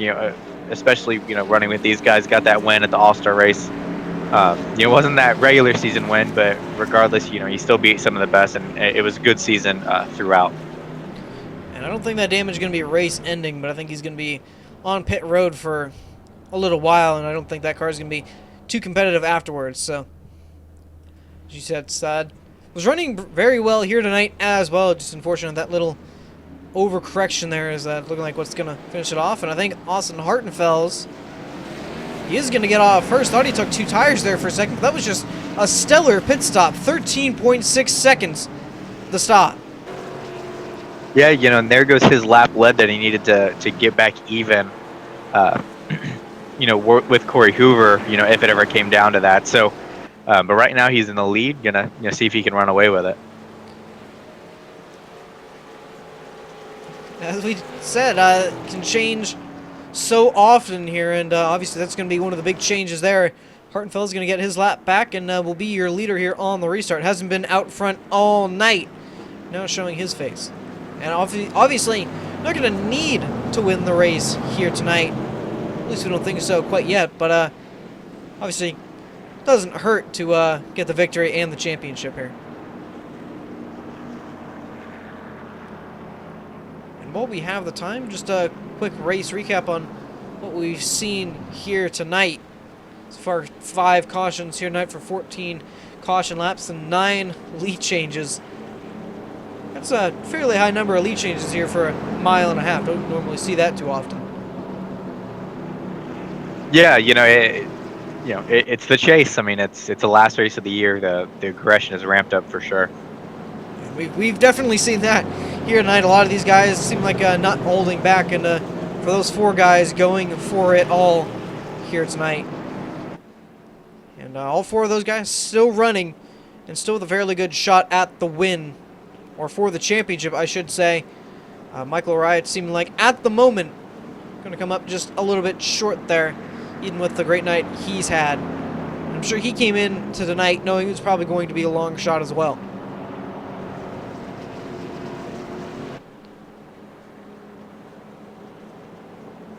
Should be coming around to get the 1 to go signal this time. Closing in, 50 laps to go. 50 laps left of the season here.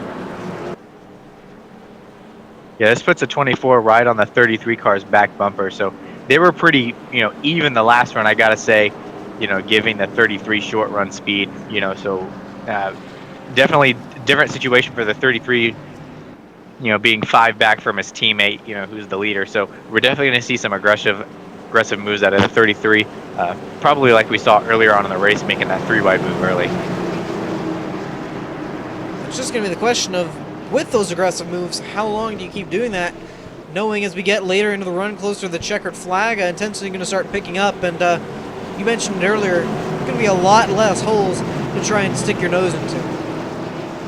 Yeah, that's going to be one of those situations where, like I said, earlier, mistakes are going to happen. You just got to really choose. Is it worth the risk? The worst you're going to finish in the championship here tonight is 4th. So between 2nd and 4th, it really doesn't mean anything. You're really going after that big money trophy there. So you got to put your car, even if it doesn't fit, you got to see if it'll fit. Ruffle some feathers if you have to. Do what you got to do to win. Absolutely. And for those 4 guys, it's what they came down here to do tonight. So pace car going to pull in here. Austin Hartenfeld is going to be your leader for the restart. Green flag back out here tonight. 78, Joe Lawrence, got a pretty good start as well.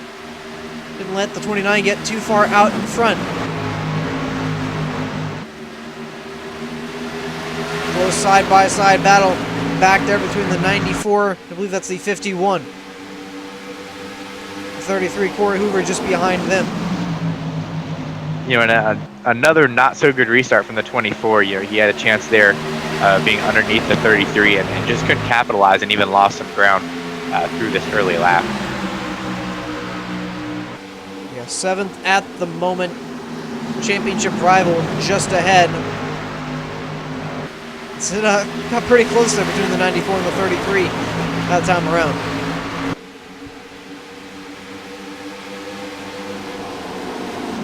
It's interesting to see. Saw the 29 pull up to a small little lead, and all of a sudden Joe Lawrence very quickly has pulled him back in. That 78 definitely fast here tonight.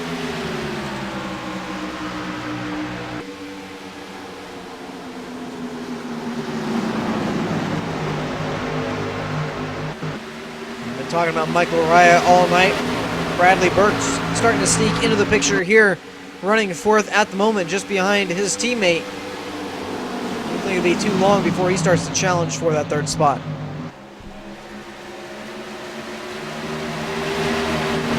Yeah, definitely a different situation here with the 29 being in front of the 78.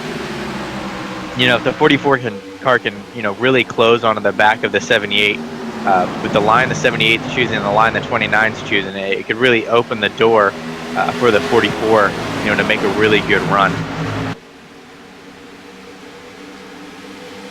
So I got a little close back from the field between the 33 and the 94. DeBlasio had to jump out of the gas to make sure he didn't get into the side of the 33, and they're going to fall back about 2 positions there, back to 9th. So it's going to have some work to make up once again.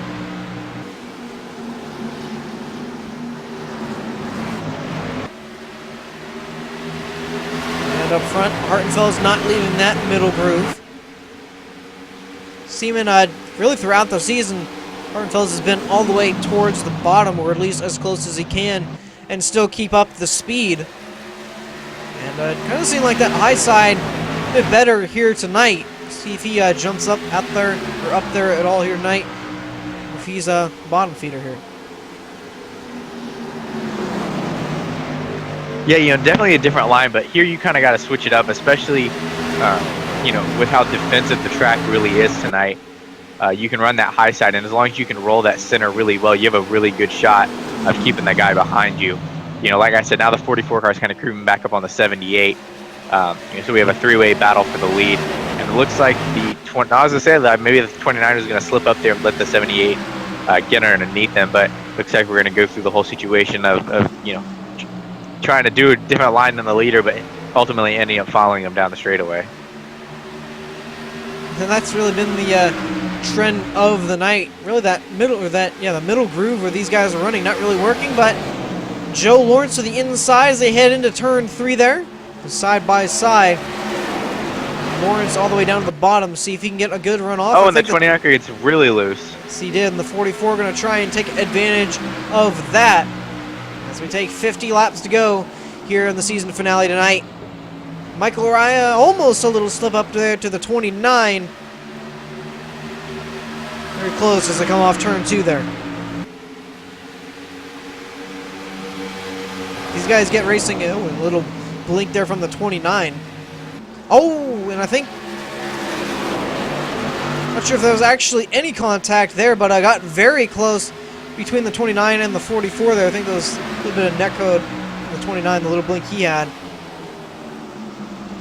If these guys keep racing side by side, it's not going to be too long before the guys behind start to get reeled into this battle. Yeah, you know, and the one thing here is the 44 car, if he really wants a shot at the win here, you know, he's really got to start getting moving, get past the 29 car. We saw the 78 car being able to pull it off. That just shows how strong that car is, you know, as we see the 44 car struggling to pull off the same move. And saw a little wiggle once again from that 29 of Hartenfeld's off the corner. but still holding strong there to that second spot. But I got to give a shout out to the guy in fourth place. And he's having a great run tonight, great qualifying, and you know, he's having a great run and a great drive to end the season. I'm glad you didn't name names there. Don't want to jinx him once again here tonight. Exactly. Just keep my mouth shut. You know, he's a good guy, and you know, he's one of my favorites to talk to. So, you know, hopefully we'll get to talk to him later, and I might actually use his name. And the 44 really loose on the bottom there. Thought I saw that car going sideways, and it's going to hurt his momentum. The 29 will be able to keep that second spot.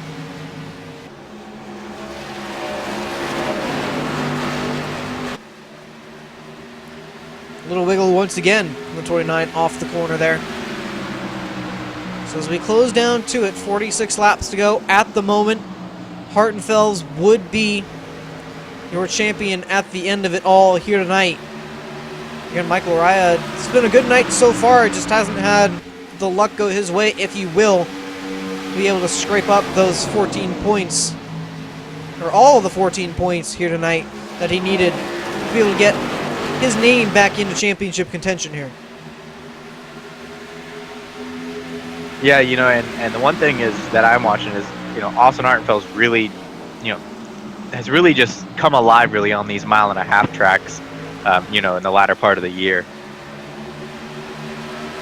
Absolutely. And first two wins of the season coincidentally happened in the chase, but win number one came at Chicagoland, the first race of the season, or the first race of the chase. Got the win there and advanced into round one or two. Got the win at Texas, first race of round two. That got him into this Final Four. Doesn't exactly need the win here tonight, but obviously it would help and would make sharing victory. I'm sure he doesn't want to share a victory here tonight, and probably going to want to get by that 78 before it's all over.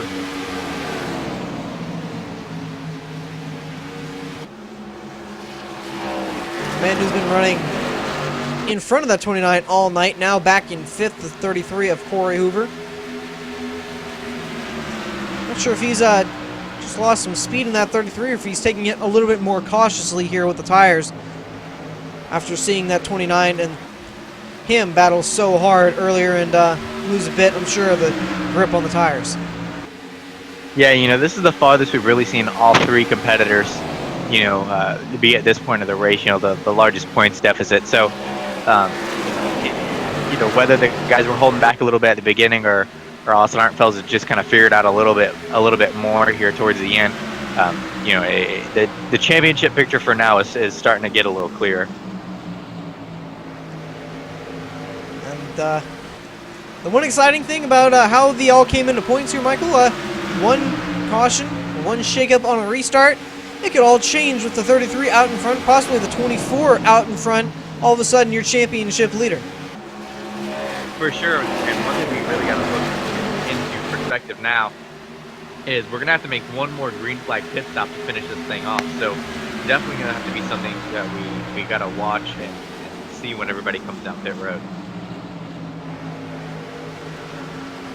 Absolutely. These guys not done with pit stops as we have 41 laps to go. I have to imagine it won't be too long yet before they bring it back down. It's the longest green flag run we've had all night. Or excuse me, they just had their longest green flag run of the night with a green flag stop in between. So, see if we can get another one here to finish it off. But, Michael, personally, I don't think we've seen the last of the yellow flags here tonight. Yeah, you know, you can never count, you know, a caution flag, but you know, I think this is the farthest these guys have been really spread out tonight.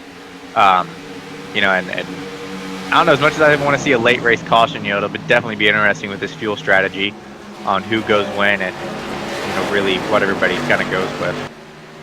Mariah's going to be able to take that second spot away from Hartenfels there off the corner. Of course, Hartenfeld's not really worried too much, I'm sure, about those positions at the moment. As we get later into the race or closer to the checkered flag, may start worrying a bit more, but at the moment, in a fairly good spot.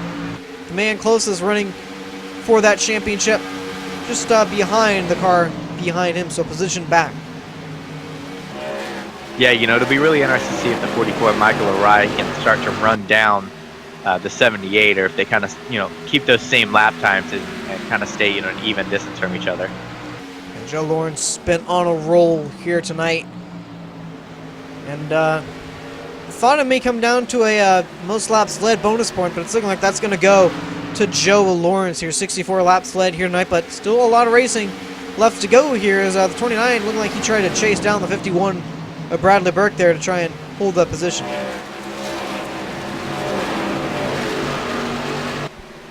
So maybe seeing the tires or the handling go a little bit here on the 29 at the moment. Saw the 44 go by, losing some positions, or losing some ground to Michael O'Reilly there. And just saw Bradley Burke try and make the move there.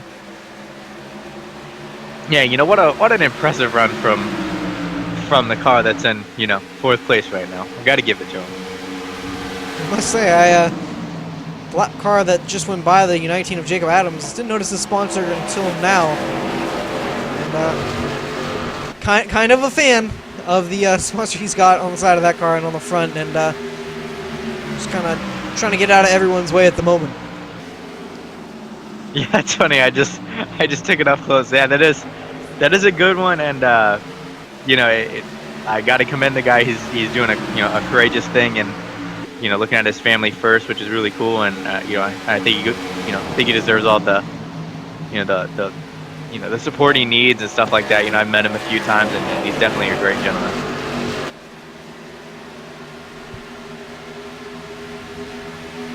So just kind of looking at gaps at the moment, 35 laps to go. Everyone's kind of settled down at this point, just trying to run it out, I'm sure, to that next stop, whether it be under caution or under green here. At the moment, it's looking like it's probably going to be closer to green flag stops. The question is going to be when that comes, and when it does, it'll be the last stop for these guys, I'm sure. Because I think 30 laps is probably going to be closer to that final stop here.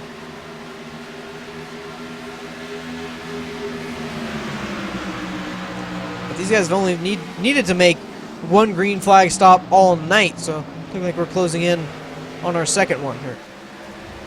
Yeah, right now the 29 is kind of in a really nice spot. I'm sure he'd much rather be leading in about by 3 seconds or so. But right now there's nobody close in front of him. There's nobody too close behind him. He can kind of just run his lap times, run his race, and look out the windshield. Absolutely. I mentioned he didn't need to come in here and win the race, and obviously losing those two positions, the lead and second, I'm sure he'd much rather be up front, but as you just mentioned, really no pressure at the moment. The 24 is on pit road. The 24 is on pit road. So Raleigh Grant Davis, find his number here. Here he is. 13th comes down pit road.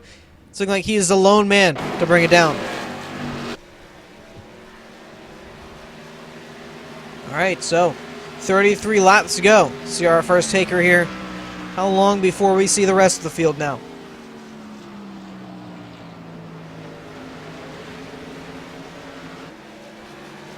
Davis is off. More tires and fuel again. Most likely will be his final stop of the night.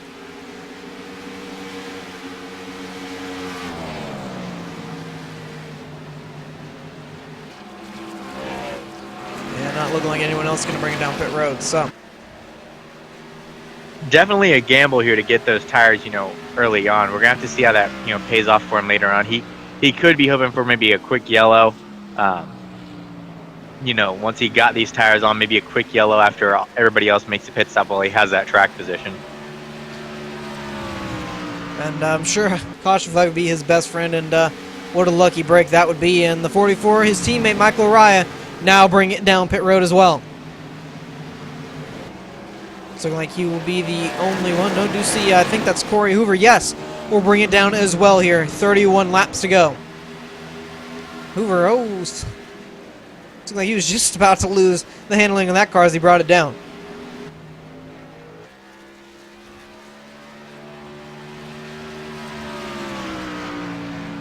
That's one thing that the 33 car's been very good at, all season long is getting on and off pit road.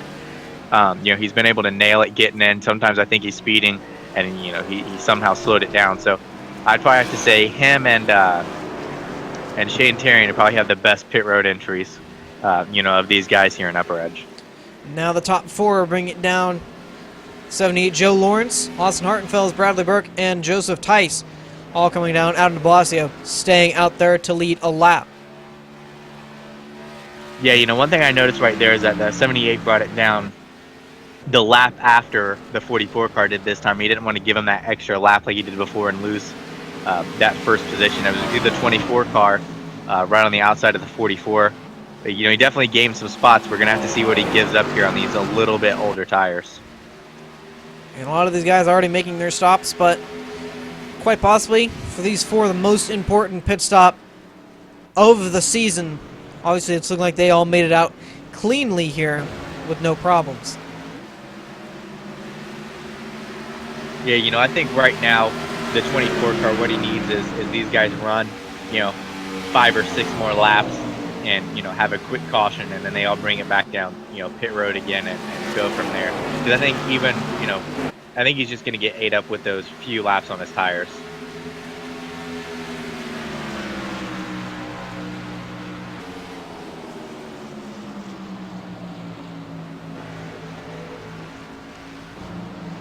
So Joshua Adams, and it's like Bulletproof Racing, all with the JeffGluck.com sponsor on that. Noticed that until now, so with the 19 and the 88 repping that sponsor. Yeah, that's a good sponsor. Absolutely. But Michael Uriah currently cycling out to second there. Raleigh Grant Davis third. Joe Lawrence fourth. Corey Hoover fifth. So if it ended right now, Davis would be your champion. Again, just how many things can change here? I think my favorite part about the Jeff Gluck scheme is, on the rear panel there, your low rate as a participant.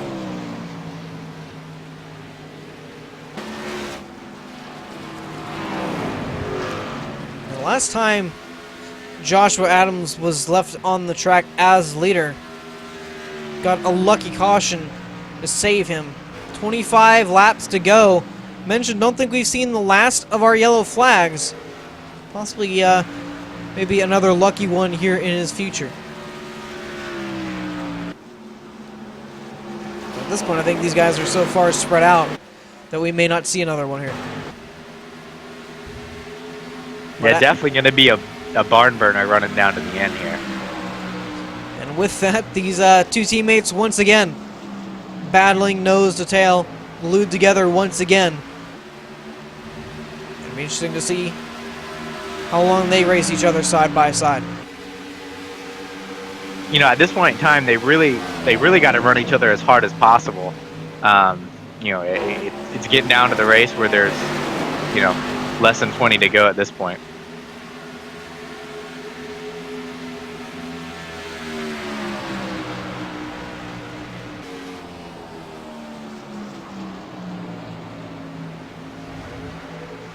One thing is the 29 car and the 33 car, if they start running each other extremely hard, we saw before how quickly it wore out their tires, now they're going to be pushing even harder, and it might just give the 24 a little bit of break there because they're, lapping a little bit quicker than he is right now. But once these guys start battling, they could end up running into each other, and causing a bit of damage. So, as much as I think Raleigh Grant needs a caution if he's going to have a shot at this, he definitely needs these guys to run side by side for as long as possible.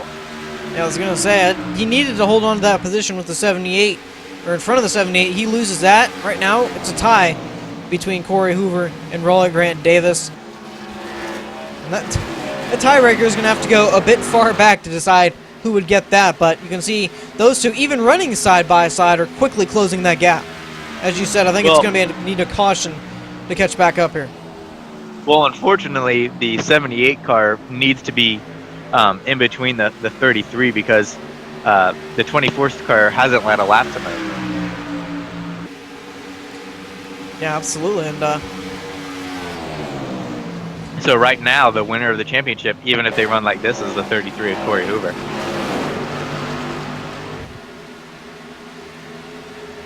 It's a lot of confusing math that I'm trying to get together here, and obviously, again, just showing how quickly things can change. Before this pit stop, Hoover was on the outside looking in. Now, at the moment, would be the victor. Yeah, you know, we kind of saw this scenario earlier where the 33 car was able to hold off the 29. You know, but last run he kind of just let him go. So you got to wonder if he was just kind of pacing himself a little bit, trying to figure out how to run, you know, quicker lap times and keep the 29 behind him while not burning his tires off like he did before. But they're definitely going to both have to contend with the 24 car here and try to figure out a way around them.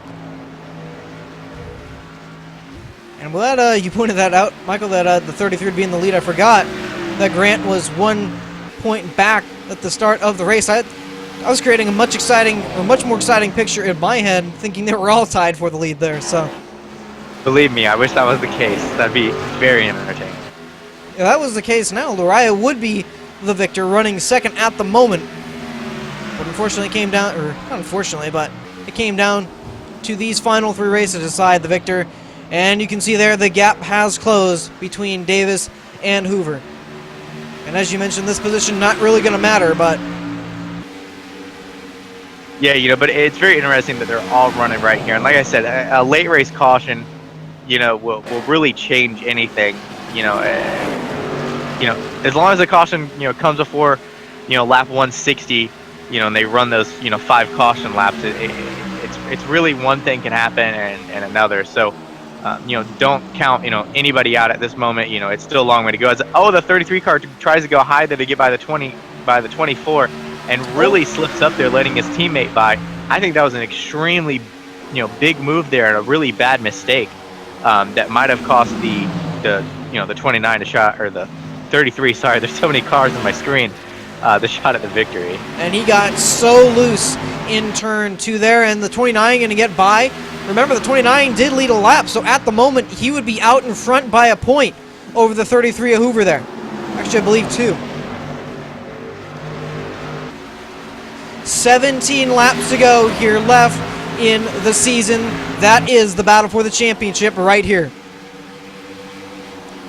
Hoover's going to get by the 24 here. The 29 would still be out in front of the title. Yeah, and I think now is the point where I think the 33 is going to need a caution here. I think the 29 car's just been a little bit better on the longer runs tonight. And it's been so hard to pass cars that you're equal with, you know, as well. So definitely going to take, you know, something spectacular from the 33. As the 3 gets extremely sideways, and he saved it. He saves it, but he loses a ton of momentum there. The 24 going to get by. That might have just been the championship decider right there. And it was one of those moments where, you know, as a racing driver, you save the car, but then as soon as you save it, you wonder what would have been, you know, had you just spun it out, you know, and Comet come in and got 4 tires. And speaking of that, it's really hard racing just behind the 51 and 5. Door to door there. It's going to get a little bit... this battle for the lead is heating up. We got so caught up with it. Oh, we might have a pass for the lead here. The 78 to the inside, and Joshua Adams is still actually out in front of this lead. Not sure if he's going to be able to make it all the way to the squeeze. Oh, and the 78 squeezes the 44 car into the wall there. Again, the 78 racing for bragging rights, as well as the 44 at this point as well. No mistakes by the top 3 at the moment, so Lariah, it's looking like at this point kind of out of it. 29 at the moment does hold the top spot of the title race. Right now, I'm kind of hoping for a Jeff Gluck caution while he's in the lead. Yeah, since Joshua Adams most likely not going to win this race with the pace he's running with 13 laps to go, they're going to eat him up in quite the hurry. But he stayed out for quite a good number of laps. It's looking like the tires maybe showing their wear here on that 88. Saw him get loose a couple times out of the corner. It's the battle for the lead there. The title race just behind Hoover, or excuse me, Hartenfels about a second over the 24 Davis. Hoover about 6/10 back of the 24. It's looking like it may be all but over at this point.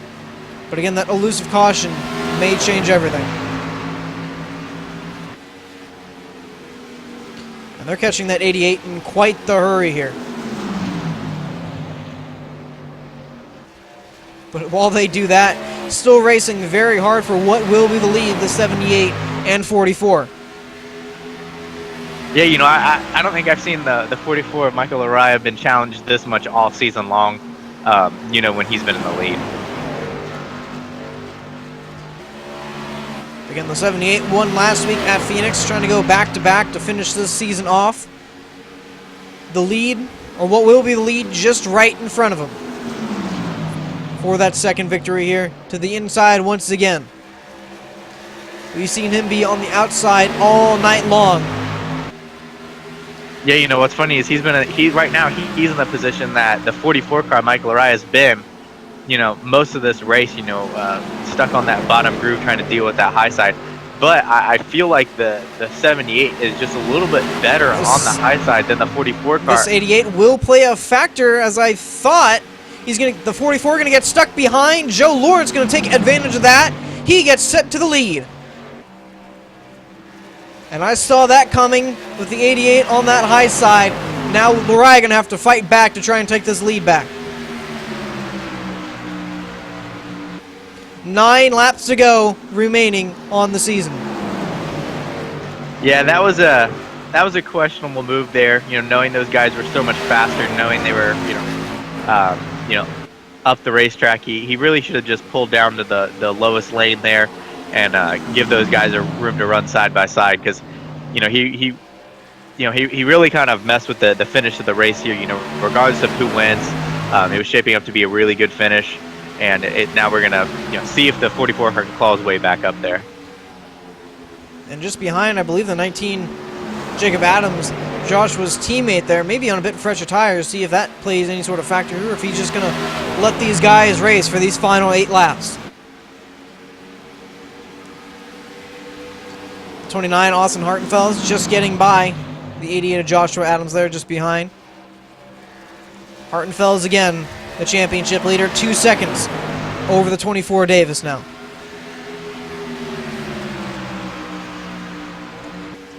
And remember, 5 laps to go. Should we get a caution then, the race will be over.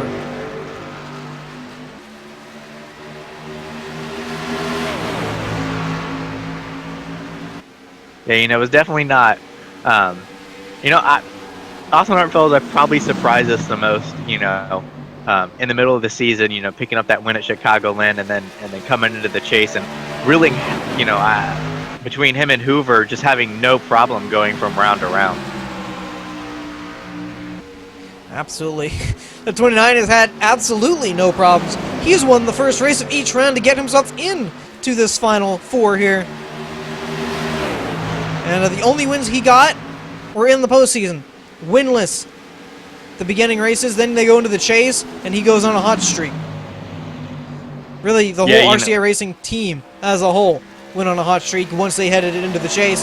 I think they knew what was on the line here, and they brought their best stuff.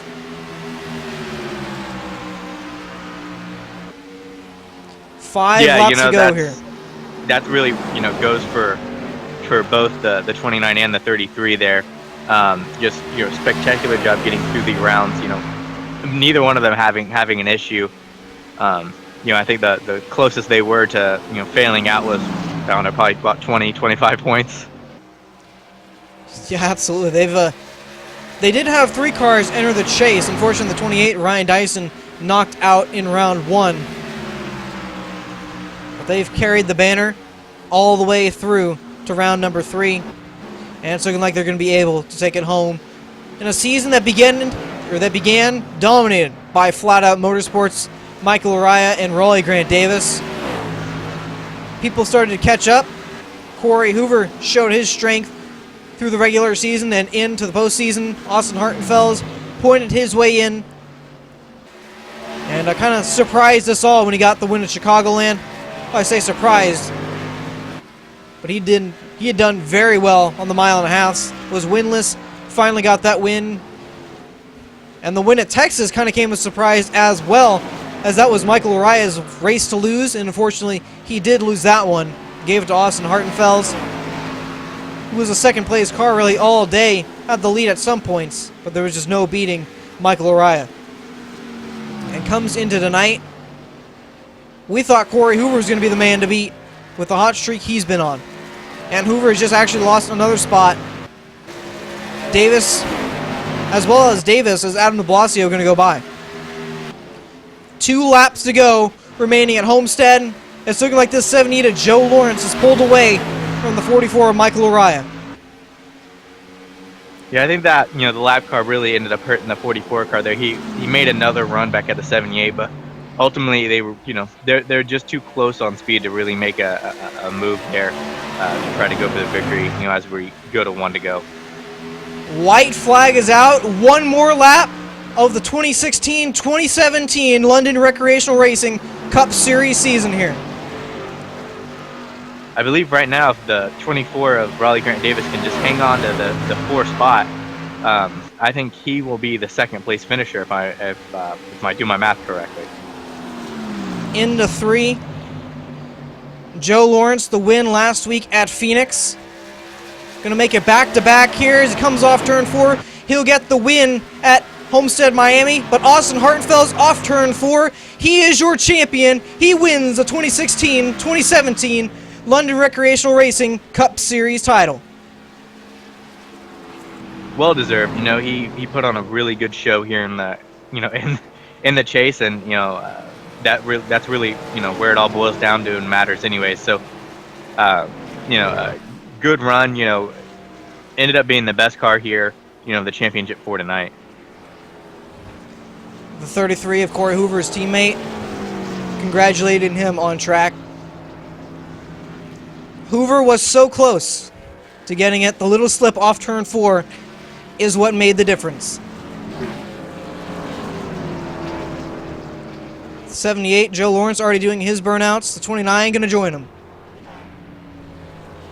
Yeah, that's one thing. They both ran so well during this chase that neither one of them, whether the other one won or not, that it's amazing right there.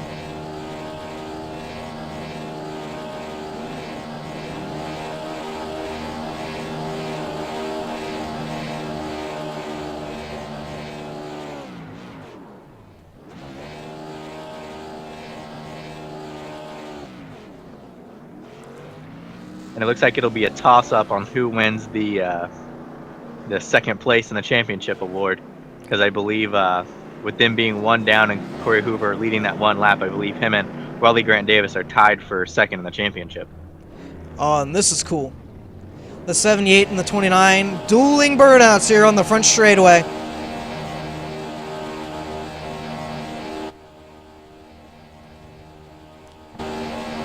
And it's getting pretty hard to see them with all the smoke they're kicking up.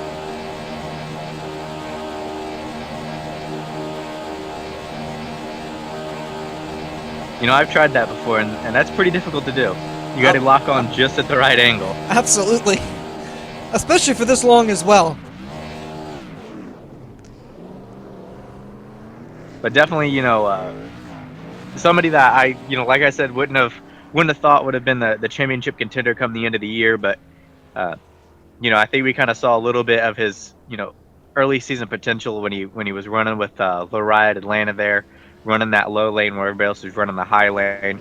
I think that ultimately cost him the win there at Atlanta, but he was so committed to running his line and doing his thing. I think that's really what got him the championship here tonight. Absolutely, and we have the chance here, just kind of waiting for the Flat Out Motorsports drivers to make their way into the Discord here tonight.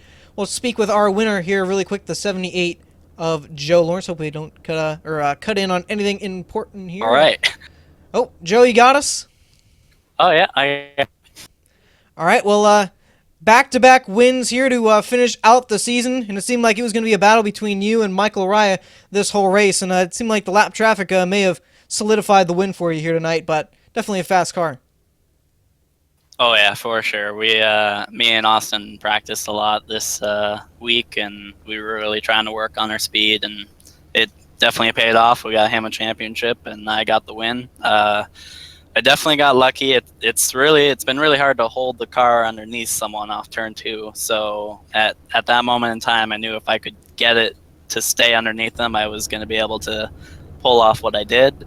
If that wasn't the case, I'm not really 100% sure I would have been able to pass Larea. We were very evenly matched cars tonight.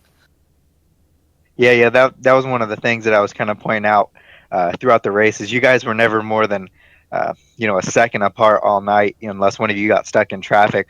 Tell me a little bit about that battle. You were battling with the guy that had the most wins this year in the UpperEdge series. So what was it like going toe to toe with somebody that was so dominant, earlier on in the season? To be honest, just from my background racing in real life, I've been put in positions like that in real life that I've been up against 8-time champions, and it was my rookie season, and I'm going for a feature win.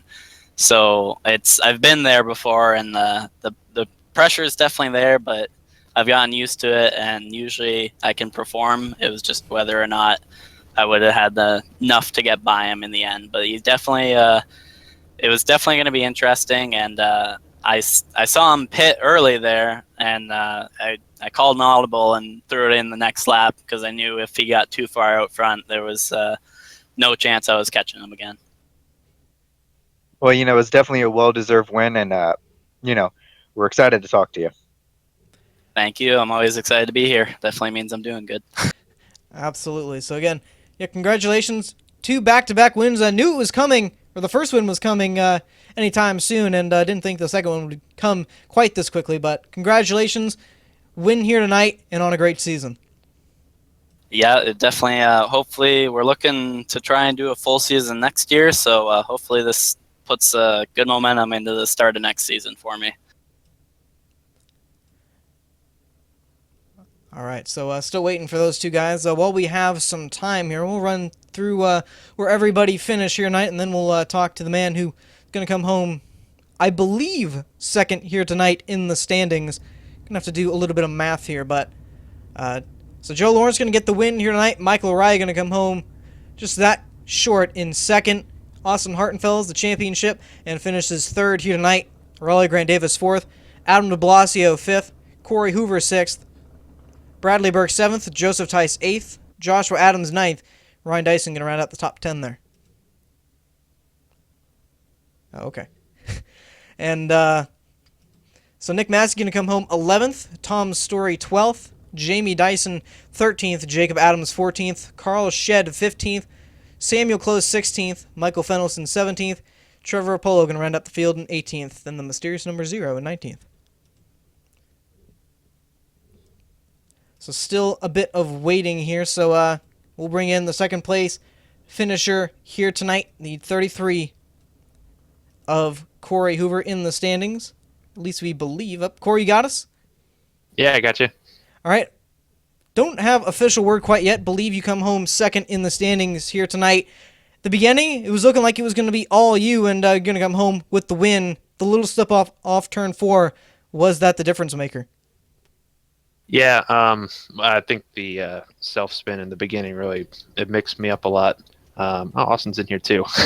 But, well, first of all, congratulations to Austin. We've been joking about him for the past 4 or 5 years that he hasn't won a championship, and he finally wins a cup championship. So I'm thrilled for him. But, yeah, Homestead's never my favorite track. Going in, I knew I was kind of at a disadvantage. But practice, got some laps in, and just the car went away towards that on that last run. Yeah, that was something that we kind of noticed there later in that run. But I got to say, your team, as a whole, since Austin's in here, you guys were just down the stretch. You guys were just dominant. You had 4 wins there later on in the season, and I brought up to Justin, and everybody watching that, you guys had no problem getting into the next round. I think at one point in time, I think the lowest you guys were was like 25 points to get it, 25 points to the good to get into the next round. And that's incredible with, the guys that run in this league. So, what do you attribute to, the massive, improvement, just from the start of the season to you guys almost dominating the last half? Yeah, the start of the season, we weren't really a team, as you could say. We're just wrecking out of races. For me, lagging out of races while leading, that's what sucked the most. I actually tried to win a championship tonight, only winning road courses. That's kind of hard to do. But yeah, towards the later, we got some good tracks. In the end, Martinsville, Watkins Glen, Austin at Chicago, and whatever other track he won at. But yeah, further in the season, we just had some good string of races and kept the momentum going. Yeah, that was definitely impressive to watch you guys down the stretch, and definitely, a very fun team battle between RCA and Flat Out Motorsports. Yeah, Yeah, absolutely. that's one thing I really liked going into the chase was the whole flat out RCA thing, because I think flat out had dominated most of the season and they were really good, especially on the mile and a halfs. And we were kind of struggling throughout the middle of the season and kind of got our stuff together entering the chase and really decided to get down to it and try to beat these guys because they were dominant and they had won like 7 races or something like that, 6 races going into the chase. So we wanted to try to get ahead and try to get there. And it was inspiring to get up there with that team and because they were so good the whole season. So it was really great, the whole chase, and I think we got lucky a lot, but it was really great racing for everyone in the top 4. Yeah, for sure. You guys had such a, good race between, the three of you. With Larai being, so far out of that last race. I don't know if you guys were really aware of, points at one point in time, but there was a point in time where, Raleigh was the lead car. I think Austin, you were the second car, and then Hoover was behind you. At that point in time, Hoover had led a lap. So at one point in time, you guys were running in 3 completely different positions, but we're all tied for, the championship. Plus, you guys were all tied with 2 wins. So at that point in time, at the race's end, we were wondering what the next round was going to be, to win a championship. That's how close you guys were, all throughout the season, and just being that close. That's something really special to watch and really amazing, and I enjoyed watching it. So thank you for putting on a good show for us all season. Yeah, for sure. We thought about that too. We were going through because we thought the exact same thing when Grant was out front, but we had no idea who would have won if it would have finished like that. We were going down to like average finish and how many wins. But I just got to say, this has been probably one of the best seasons I've ever had. It's been a true honor to race with Michael Larrea and Grant Davis. They've shown nothing but respect, so props to them. Absolutely. Hey guys. Yeah, kind of hopped into the wrong room here, but we'll go with it. Just kind of huge group talk here, and the man unfortunately comes up a little bit short here. The 44, Michael Larrea. Michael knew coming in here tonight. I'm sure you knew it was a long shot, but drove your heart out. Unfortunately, coming home in second, just that short here tonight, with the 14 points you had to make up. Yeah, I thought I felt pretty good coming into this race as far as speed. And I knew it was a long shot, but I wanted to just go out there and try to lead the most laps and win the thing and see where the chips might fall. But man, Joe was wicked quick tonight. Holy cow! Props to him. Me and him were battling the whole race, and he was really smart with the lines he was running. He was getting those good runs off of turn 2 on that top side. And just that last pit stop there, I thought pitting earlier than him, it was going to give me enough of an advantage, but he pitted a little bit later than I did, and think those fresh tires definitely helped him out. And if I didn't get stuck behind the 88 there, and I was able to stay up in that top lane, I think I would have been able to hold him off just barely. But once he got by me, I knew it was pretty much over. But I want to just give a shout out to my teammate Raleigh Grant Davis for doing a great job this season in chase, and also Austin for winning the championship there. Good job, buddy, and Corey there too. I always love racing against these guys. They're very respectful and clean, and it's great competition. Yeah, that was one thing that Justin and I were kind of pointing out with that lap car there. Um, what was kind of going through your mind, when you were rolling through that situation? Because, once you got stuck behind that lap car, you kind of ran, Joe back down a little bit, and you kind of got stuck in that position that you were kind of stuck in all night, to where it almost looked like you were a little better, in one and two. And then, but he just got that, got such a good run off of two, that the good run in three and four, that you get from the lone lane really just didn't even out enough, and you guys would always end up, door to door at the start finish line, and the pass would just never get made. What was the toughest part going through, those battles, and just being so close, and I'm sure it was on the edge of sideways at any moment.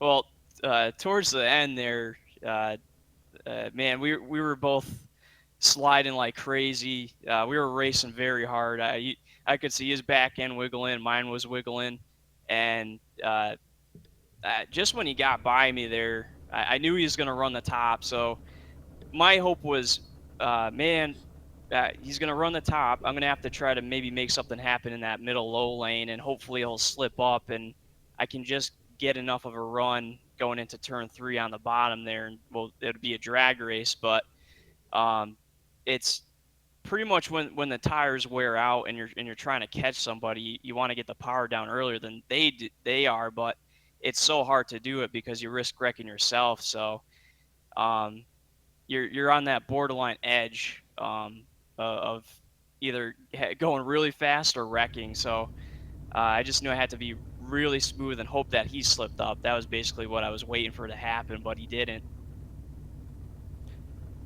Yeah, I asked him this, the question, what was it like going, toe to toe with the guy that had the most wins this season, and congratulations on that. You had that, stretch where you just didn't seem like you'd lose, and I think at one point in time the only thing that beat you was internet connection. So, congratulations on a good season, and it was definitely entertaining to watch.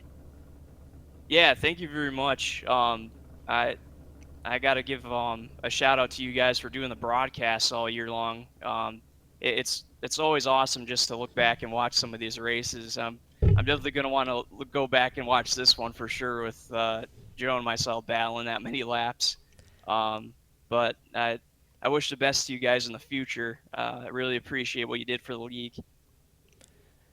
Thank you, Michael. And to finish it off for you, 7 wins on the season. It's fairly good to say that you dominated this season, especially the early portion. And coming home 4th here tonight, but knowing a very great season for you. So as Michael said, congratulations, and we wish you the best of luck in your coming seasons. All right, thanks, guys. All right, so we're going to jump back up into the booth here really quick, and now we'll talk since we don't have Raleigh here at the moment. Austin Hartenfels, you are the champion. How does that feel at the moment?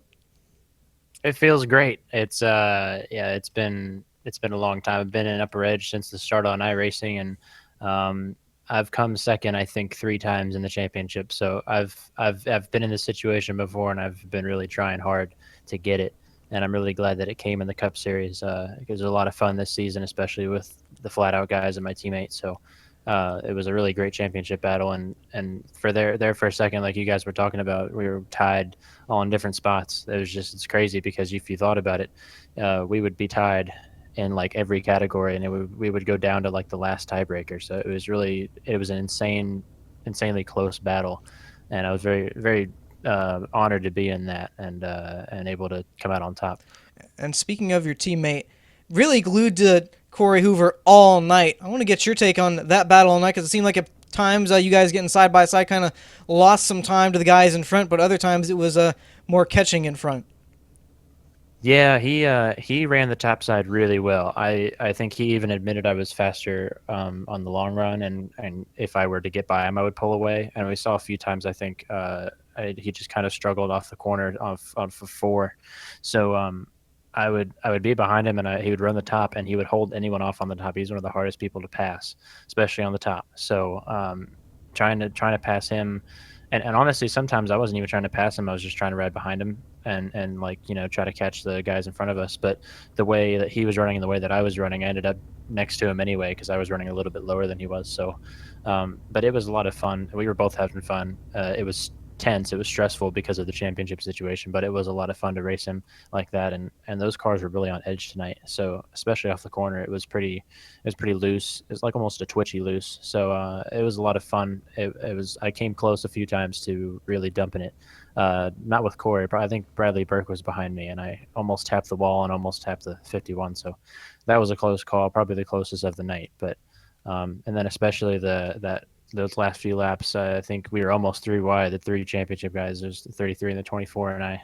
So that was a lot of fun, and it was just crazy. I'm sure it was crazy to watch. I wish every championship battle was like that. Yeah, it was definitely a one to watch for sure. I'm sure you're going to want to go back and watch how the race played out, tonight. And, one of the things, like you said, was running side by side with your teammate there. And at one point in time, you guys being all three of you right there. Um, it's like I said, it's just something special to watch when you have guys that are so close, on the track, that are so respectful.